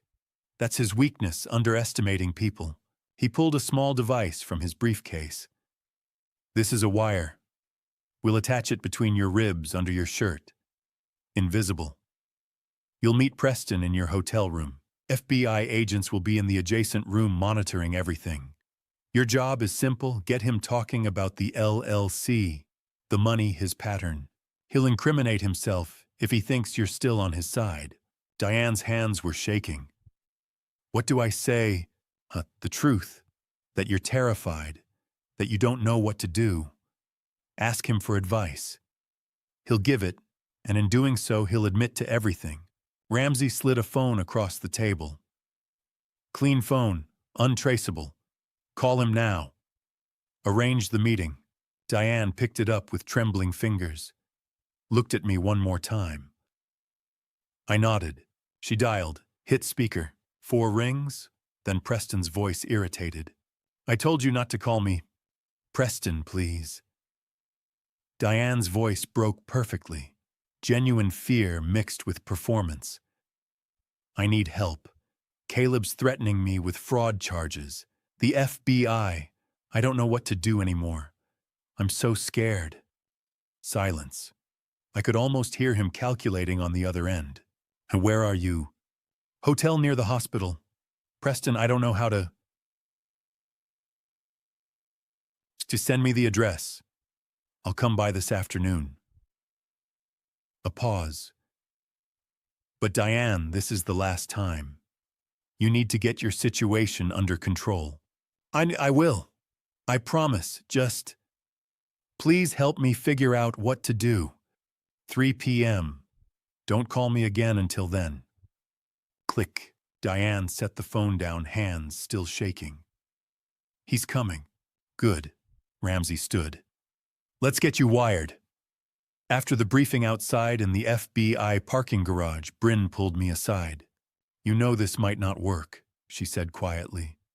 Preston's smart. He might not say anything incriminating. He will, I said. His arrogance will bury him. He thinks Diane's weak. He thinks she'll crumble. He has no idea she's already cooperating. And if he doesn't incriminate himself, I looked back at the FBI building. Then we have Audrey's testimony, Amanda's, Valerie's, and Diane's immunity means she'll testify too. Preston Vaughn is finished either way. But today just determines how quickly. Bryn studied me for a moment, nodded. Then let's make sure it's quick. That afternoon at 2:50 p.m., I sat in room 316 watching a video monitor. On the screen, Diane paced back and forth in room 314, her hands shaking. She'd been in there alone for 10 minutes, waiting. Agent Ramsey stood beside me, one hand on his earpiece, his voice barely a whisper into his mic. "Remember what we discussed, Mrs. Thornton? Let him talk. Don't push. Just listen." On the screen, Diane nodded. She looked exhausted. The red dress from the gala was long gone. Today she wore jeans and a plain sweater. Her hair was pulled back. No makeup. She looked like someone who hadn't slept in weeks. Vincent stood behind me, arms crossed. Bryn was beside him, taking notes on her tablet. None of us spoke. At 2:55 p.m., there was a knock on the door of room 314. Diane jumped. Her hand went to her ribs where the recording device sat hidden beneath her sweater. Then she walked to the door and opened it. Preston Vaughn stepped inside. He wore surgical scrubs under a jacket he must have come straight from the hospital. His expression was cold, impatient. "This better be important, Diane. I've got surgery in 2 hours." Diane closed the door behind him. Her voice was small, frightened. "Caleb knows everything." Preston's jaw tightened. He glanced around the room as if checking for cameras. Then he turned back to her. "What do you mean, everything?" "He knows about us. He knows about the money. He showed me files, photos. He says you've done this before." "He's lying." "To other women? In Portland, San Francisco, Denver?" Preston's face darkened. He stepped closer to Diane, his voice dropping. "Your husband is fabricating stories because he's angry. That's what bitter men do when they lose." Diane shook her head. She was crying now. "He froze our accounts, Preston. He filed for separation. He says I helped you steal money, that I signed documents. It was a legitimate business investment. That made me part of a fraud scheme." Preston grabbed her arm. Not hard, but firm enough to make her flinch. "Listen to me. Summit Healthcare Partners was a real company. We sold medical equipment at competitive prices. If your husband is trying to turn that into something criminal, he's desperate." Diane pulled her arm free. Her voice broke. "Then why did you stop answering my calls?" Preston went still. "Why did you tell me you loved me, and then disappear the second Caleb confronted you at the gala?" "I needed time to think. You needed time to run." Preston's mask slipped, just for a second. Long enough for me to see the man beneath the surgeon's confidence. The con artist. The predator. "What do you want from me, Diane?" "I want the truth." Her voice was shaking, but she held his gaze. "How long were you planning this? How many women have you done this to?" Preston exhaled slowly. He walked to the window, his back to her. When he spoke again, his tone was different. Colder. More calculated. "You weren't the first, and you won't be the last." In room 316, Ramsey leaned forward. Vincent's hand tightened on my shoulder. On the screen, Diane stood frozen. "What?" Preston turned to face her. "I've been doing this for 10 years. Portland, San Francisco, Denver. You were just easier than most. Married, middle-aged, lonely. You had access to money, and you wanted to believe someone still saw you." Diane's face went white. You used me. I gave you what you wanted. I made you feel special, and you paid for that privilege. That's how it works." "You told me you loved me." Preston laughed. It was a short, bitter sound. "I told you what you needed to hear. Just like I told Amanda in Portland. Just like I told Valerie in Denver. Women like you are easy, Diane. You're so desperate for attention that you'll sign anything, transfer anything, believe anything." He stepped closer to her. "And when your husband comes after me with lawyers, I'll remind him that every transaction was consensual. Every document has your signature. You're not a victim. You're a co-conspirator." Diane took a step back. Her hand went to her chest where the recording device was hidden. Her voice was barely a whisper. "You're a monster." Preston shrugged. "I'm a businessman. And if you're smart, you'll keep your mouth shut about this. Because if you talk to the FBI, you go down with me." He turned and walked to the door. He opened it, paused, and looked back at her one last time. "Consider this a lesson." Then he was gone. In room 314, Diane collapsed onto the bed. Her shoulders shook as she cried. In room 316, Agent Ramsey took off his headphones. He looked at me, at Bryn, at Vincent. "We got him." He turned to one of the other agents in the room. "Prepare an arrest warrant. We'll pick him up tomorrow morning at Seattle Grace. I want it public. I want every doctor, every nurse, every patient in that hospital to see him in handcuffs." He looked back at the monitor where Diane was still crying. "Send someone in to check on her. Tell her she did well." Bryn closed her tablet. Vincent let out a long breath. I stood up. Ramsey turned off the monitor. He looked at me. "We'll arrest him tomorrow, at the hospital, in front of his colleagues." He paused. "Do you want to be there?" I nodded. "Yes, I do. Friday morning, 7 o'clock. I stood in the parking lot of Seattle Grace Hospital, a cup of takeout coffee in my hand. Bryn was beside me, checking her phone. Vincent leaned against my truck, arms crossed, watching the main entrance. "Here we go," Bryn murmured as 3 black SUVs pulled into the lot. The FBI. Agent Ramsey had planned this carefully. 7:15 a.m. shift change. Maximum witnesses. Maximum impact. I took a sip of coffee and waited. Through the glass doors of the main entrance, I could see the hospital lobby. Nurses in scrubs, doctors with tablets, security guards at their posts, and then I saw him, Dr. Preston Vaughn, walking down the main corridor in surgical scrubs. He was mid-conversation with 2 residents probably discussing a procedure. His posture was confident, relaxed. He had no idea what was coming. Agent Ramsey and 3 other agents stepped through the entrance doors. Preston looked up, confused at first, then shocked. Ramsey said something I couldn't hear from where I stood.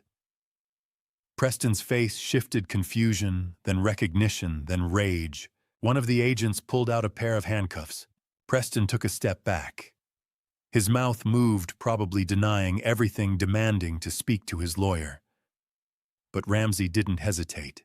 He nodded to one of the other agents who stepped forward and cuffed Preston's hands behind his back. The nurses stopped walking. A resident dropped his coffee cup. Everyone in the lobby turned to stare. Phones came out. People started recording. Ramsey gestured toward the main hallway, and the agents began walking Preston through the hospital.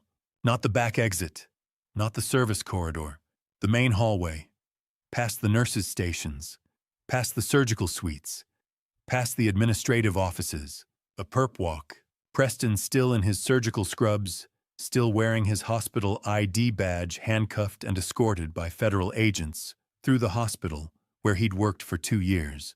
I watched through the glass as they walked him past his colleagues, past the people who'd trusted him, past the administrators who'd hired him.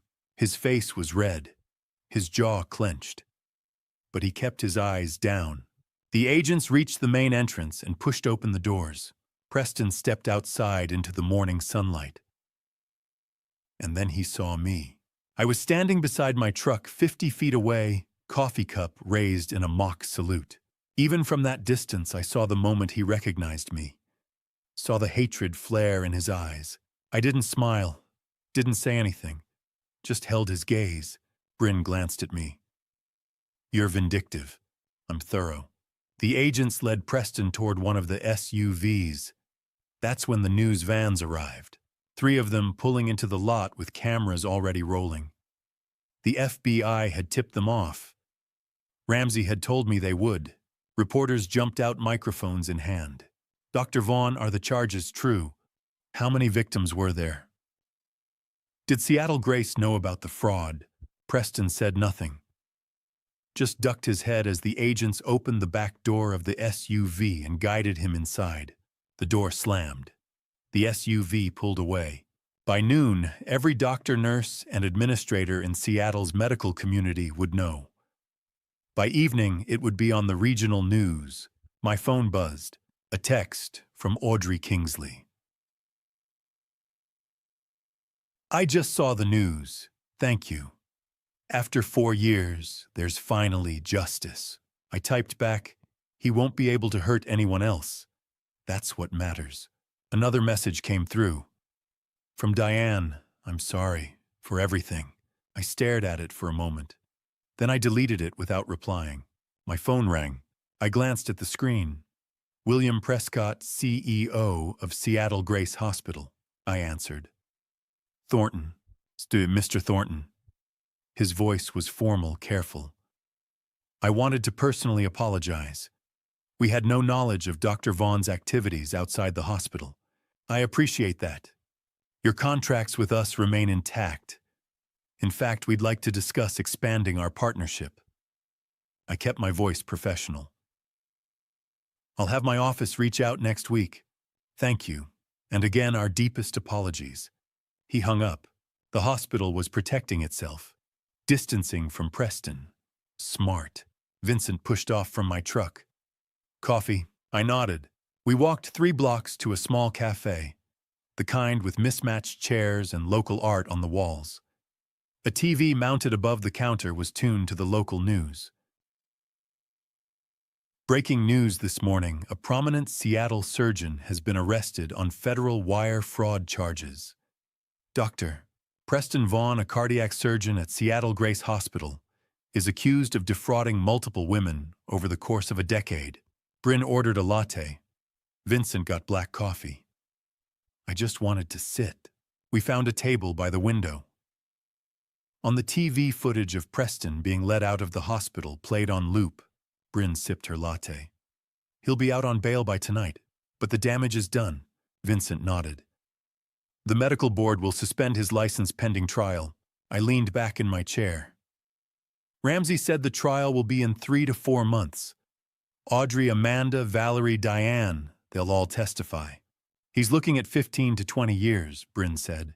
On the TV, a reporter stood outside Seattle Grace recounting Preston's history. The victims, the pattern, the fake LLCs. Vincent looked at me. How do you feel? I thought about it. 25 years of marriage gone. A brother I'd never known existed. A son who wasn't mine biologically, but was mine in every way that mattered. A wife who'd lied about everything. A surgeon who'd conned us both, now facing federal prison. I feel like I can finally breathe, I said. And I meant it. Preston was under arrest. Diane was cooperating. The divorce would be finalized soon. The house, the business, the money, all of it would stay with me. In a few weeks, Evan would come home for Thanksgiving, and I'd have to decide when to tell him the truth. Not if, when. But today justice had been served. Vincent raised his coffee cup. To consequences, Bryn and I clinked our cups against his. On the TV above the counter, the news anchor moved on to the next story. But the image of Preston in handcuffs being led through the hospital, in his surgical scrubs, stayed in my mind. That was the image that would define him now. Not the brilliant surgeon. Not the charming doctor. The con artist. The criminal. The man who'd finally been caught. I took a sip of my coffee and watched the morning light filter through the cafe window. For the first time in 5 weeks, I felt something close to peace. 2.5 weeks had passed since Preston's arrest. The paperwork was processed. Diane had cooperated with the FBI and the fraud charges against her were dropped in exchange for testimony. On Monday, October 28th, we met for divorce mediation. Bryn walked beside me into the office, neutral walls, bland art, a conference table built for endings. Diane was already seated with her court-appointed attorney, Heather Moss. I barely recognized her. No designer clothes, minimal makeup, hair pulled back. The confident woman from the gala was gone. In her place sat someone exhausted, defeated. She glanced at me briefly, then looked away. Dr. Julia Kenwood, the mediator, sat at the head of the table, efficient, detached. We're here to finalize the dissolution of the marriage between Caleb and Diane Thornton. Married 25 years, one adult child. Mr. Thornton is represented by Bryn Whitmore. Mrs. Thornton by Heather Moss. She opened her folder. Ms. Whitmore, present the proposed terms. Bryn slid our documents forward. The marital home, valued at $800,000, transfers entirely to Mr. Thornton. The mortgage included an infidelity clause drafted by Mr. Thornton's father. In the event of adultery, full ownership remains with the wronged party. Heather blinked. She hadn't known. Retirement accounts total $1.4 million. $1.2 million remains with Mr. Thornton. Mrs. Thornton retains her 401k valued at $200,000.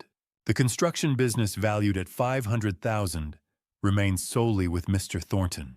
No alimony requested or offered based on adultery and financial fraud. Heather leaned forward. This settlement is extremely one-sided. Mrs. Thornton contributed to this marriage for 25 years. Bryn's tone sharpened. Mrs. Thornton committed adultery and stole $180,000 from joint accounts. She also concealed the true paternity of their son.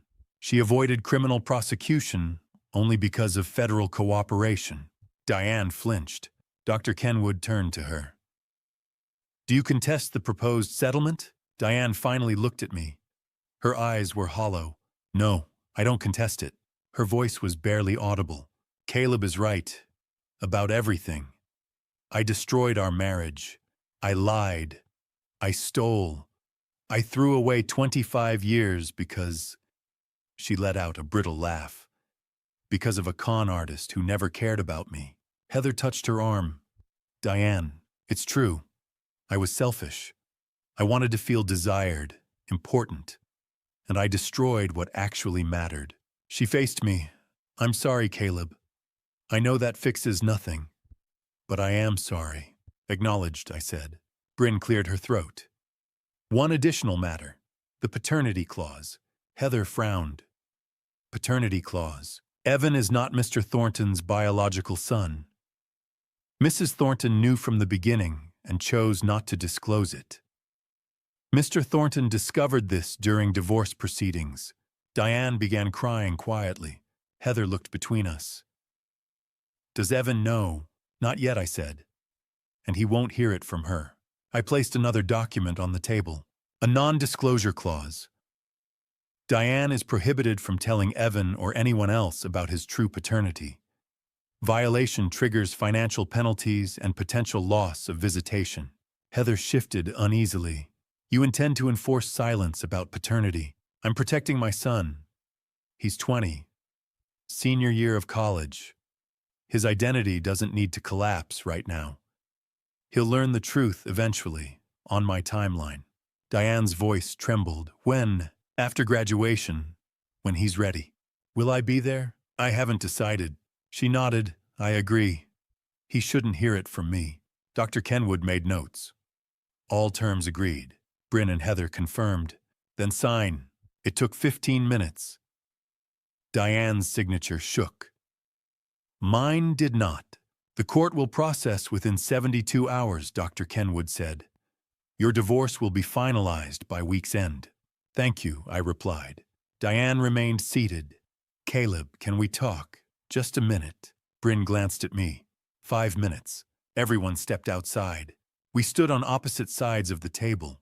I know I have no right to ask for anything, Diane began. But you should know something. I waited. I did love you. In the beginning. Maybe even until you didn't, I finished. Until I got scared. Of getting older. Of becoming invisible. Of feeling like the best parts of my life were over. She wiped her eyes. That doesn't excuse what I did. But it's the truth. Preston made me feel seen again. Young. Important. I wanted that feeling so badly, I ignored every warning sign. You traded 25 years for an illusion. I traded it because I was a coward. Because real love takes work, and I didn't want to face that. She met my eyes. Real love is built on truth, and I lied from the start. About Evan, about everything. I know, and I'll regret it forever. I'm not asking for forgiveness. I don't deserve it. I just hope you believe I'm sorry. And that being Evan's mother, that part was real. I love him. He's my son, I said quietly. Biology doesn't change that. 20 years of raising him is real. You don't get to take that from me. I know, and I'm grateful he has you. Silence filled the room. Will I see you at Thanksgiving? She asked softly. Evan wants us both there. I'll be there. You can come. But we're not a family anymore. We're Evan's parents. She nodded. That's more than I deserve. I turned toward the door. Caleb, I paused. For what it's worth, you were a good husband, a good father. None of this was your fault. I didn't respond. I walked out. Bryn met me in the hallway. You okay? I'm done, I said, finally. She nodded. Now comes the hard part. Evan would be home for Thanksgiving in 3 weeks. I still had to decide when to tell him the truth. We stepped outside. The Seattle sky was gray rain threatening. I climbed into my truck and sat for a moment. 2.5 weeks earlier, I'd watched Preston Vaughn led away in handcuffs through the hospital where he'd built his reputation. Exposed. Today, I'd signed the papers ending my marriage. In 72 hours, Diane Thornton would be my ex-wife, and I would be free. Free from lies, free from pretending, free from carrying someone else's deception. I pulled out of the lot and headed home, to the house that was now entirely mine, to a life I hadn't planned but was ready to rebuild. Rain began as I crossed the bridge. Steady, cleansing. For the first time in 7 weeks, I could finally breathe. Wednesday afternoon, November 27th, I stood at the kitchen window, watching my son's truck pull into the driveway. Evan stepped out. My son, whatever the DNA test said, shouldered his duffel bag and walked toward the front door. He looked good, healthy, happy, completely unaware that his world was about to shift. Not yet, I reminded myself. Not today. The front door burst open with his usual energy. Dad. He dropped the bag and pulled me into a hug. God, it's good to be home. I held him tight. It's good to have you home. I meant it. Evan pulled back, looking around. Where's Mom? She's staying somewhere else. You'll see her tomorrow at Thanksgiving dinner. His face fell.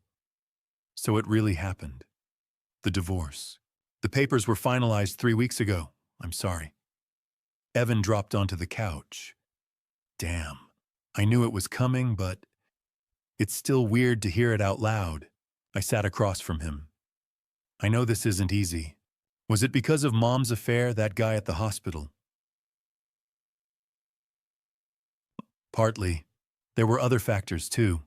Like what? This was the moment. I could tell him everything. About the DNA, about Diane's 25-year lie, about Preston's fraud, all of it. But I looked at Evan, 20 years old, home for the holiday, already processing his parents' divorce, and I realized, not yet. Not now. Like the fact that your mom and I wanted different things. Sometimes people grow apart. It's not anyone's fault. It was someone's fault. But this was a kind lie. Evan studied me. Are you okay? I mean, really okay. I'm getting there. The last few months have been rough, but I'm managing. If you need to talk, I know, thank you. I leaned forward. But right now, I need you to focus on school. Finish strong. Graduate. Don't let our problems become your problems. You're still my dad. Your problems are my problems. I appreciate that. But Evan, I chose my words carefully. I'm your father and I love you. Nothing will ever change that. Remember that.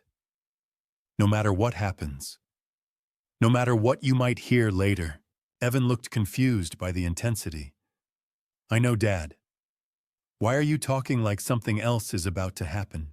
because life is complicated, and sometimes the truth is messy. But through all of it, one thing stays constant: you're my son, and I love you. Yeah, okay. He accepted it even if he didn't fully understand. Oh, there's someone else you should meet. Who? Your Uncle Vincent. Evan blinked. What uncle? I explained. Vincent was my half-brother from our father's affair before I was born. We'd found each other during the divorce. It was a long story. I'd explain it all later. Evan shook his head. This family gets weirder by the day. You have no idea. Thursday, Thanksgiving Day. An unusual gathering at my house. Present Caleb, Evan, Diane, silent, barely eating, Vincent, Bryn, and Audrey Kingsley. Evan looked around the table. This is the weirdest Thanksgiving I've ever been to. Bryn poured wine. Weird doesn't mean bad. Vincent asked Evan about his engineering major. They bonded over problem-solving mechanical systems. Dad didn't tell me much about you, Evan said. Where did you come from? Vincent smiled. Long story. Short version, I'm your dad's half-brother from our father's affair before Caleb was born. We didn't know each other existed until recently. Family's complicated. No kidding, Evan noticed Audrey. How do you know my dad? Audrey answered carefully. Through some shared circumstances. Your father helped me resolve some legal issues with my ex-husband. He was incredibly kind, a sanitized version. Evan didn't need to know the Preston connection. Your father is a good man, one of the best I've ever met. Evan smiled. He's pretty great. I raised my glass. To new beginnings, to truth even when it's painful, to family in all its forms, to the fact that we're all still standing. To standing, Bryn echoed. To family, Vincent added. Even Diane quietly raised her glass. For the first time in months, I felt something like peace. Later that evening, Evan and I stood on the back porch. Seattle rain was falling. So, you want to tell me what's really going on? There's something you're not telling me. About Mom, about the divorce, about why you keep saying, I'll always be your father, like it's being questioned. I faced the moment of truth again. I could tell him now. Should tell him. But I looked at Evan home for the holiday needing stability, already dealing with too much, and made the decision not today. You're right. There are things I haven't told you. About your mother and me. About decisions made a long time ago. But those things don't change who you are. They don't change what I am to you. When the time is right, when you're ready, I'll tell you everything. I promise. When will that be? After you graduate? After you finish school? After you've had a chance to live your life without this hanging over your head? Is it that bad? It's that complicated. But I need you to trust me. Trust that I'm protecting you, not hiding from you. I do trust you. Why, good. Then trust me on this. Finish school, graduate, build your life, and then we'll talk. About everything. Evan nodded slowly. Okay, but Dad, yeah, whatever it is, whatever you're not telling me, it's not going to change anything. You're my dad. That's non-negotiable. I pulled him into a hug. I love you, son. I love you too.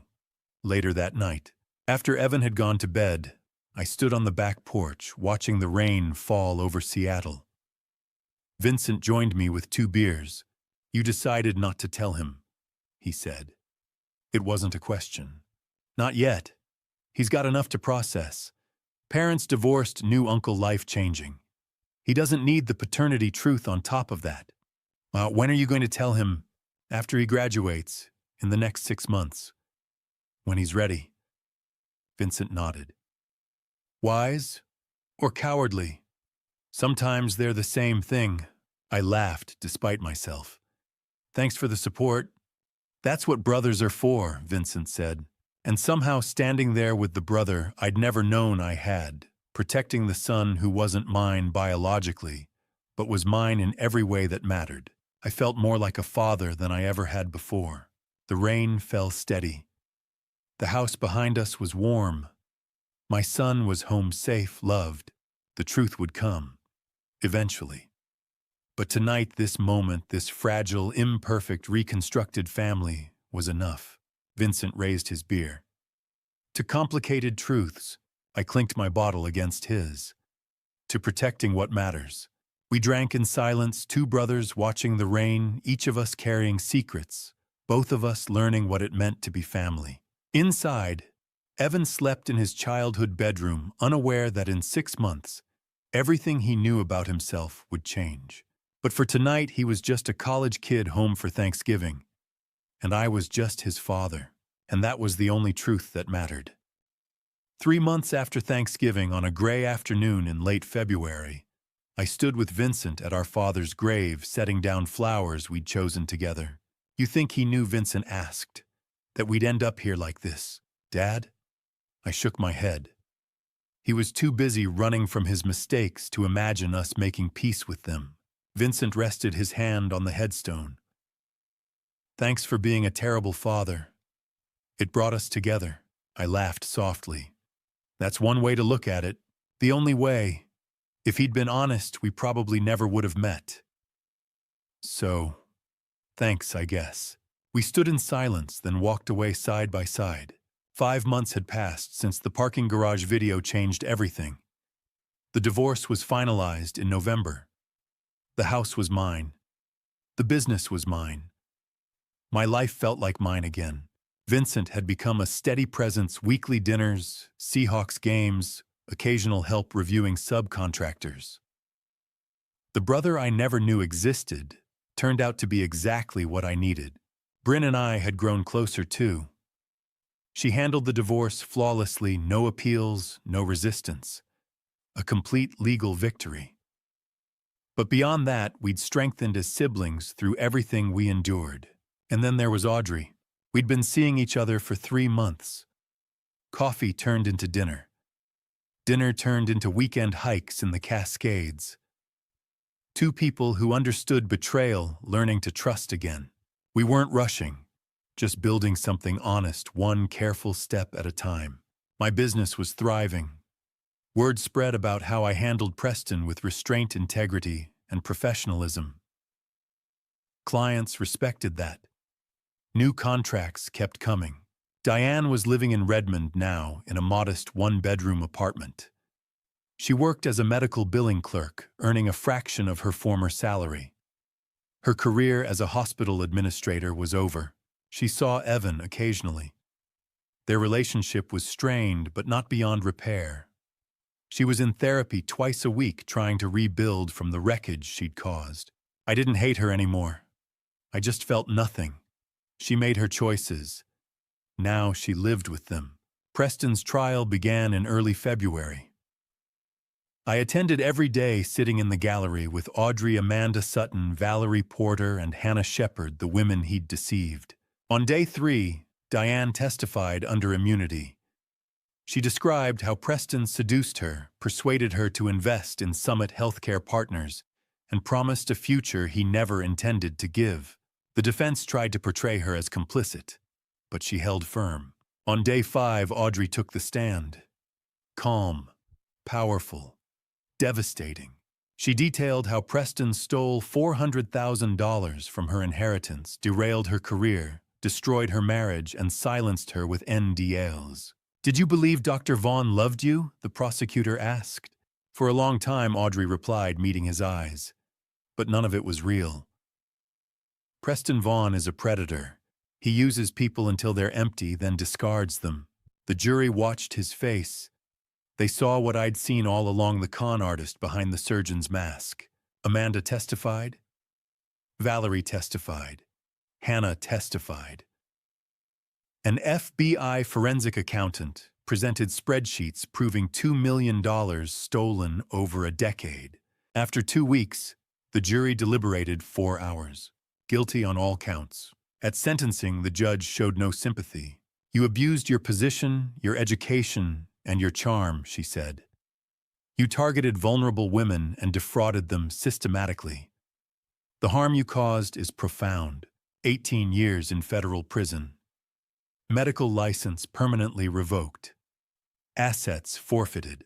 Audrey squeezed my hand as the sentence was read. Vincent nodded beside me. Justice had finally arrived. Evan was finishing his senior year at the University of Washington.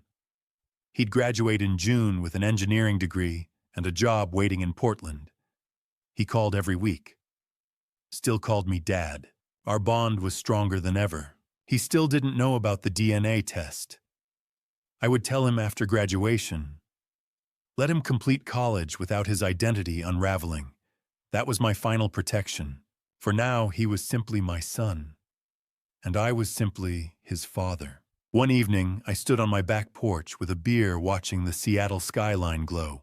56 years old, starting over, but not from nothing. I had Evan. I had Vincent. I had Audrey. I had Bryn. I had a business built with my own hands and a reputation earned honestly. My phone buzzed. A text from Evan. Hey, Dad. Just wanted to say thanks. For everything. For being honest. For being you. Love you. I smiled and replied, love you too, son. Always will.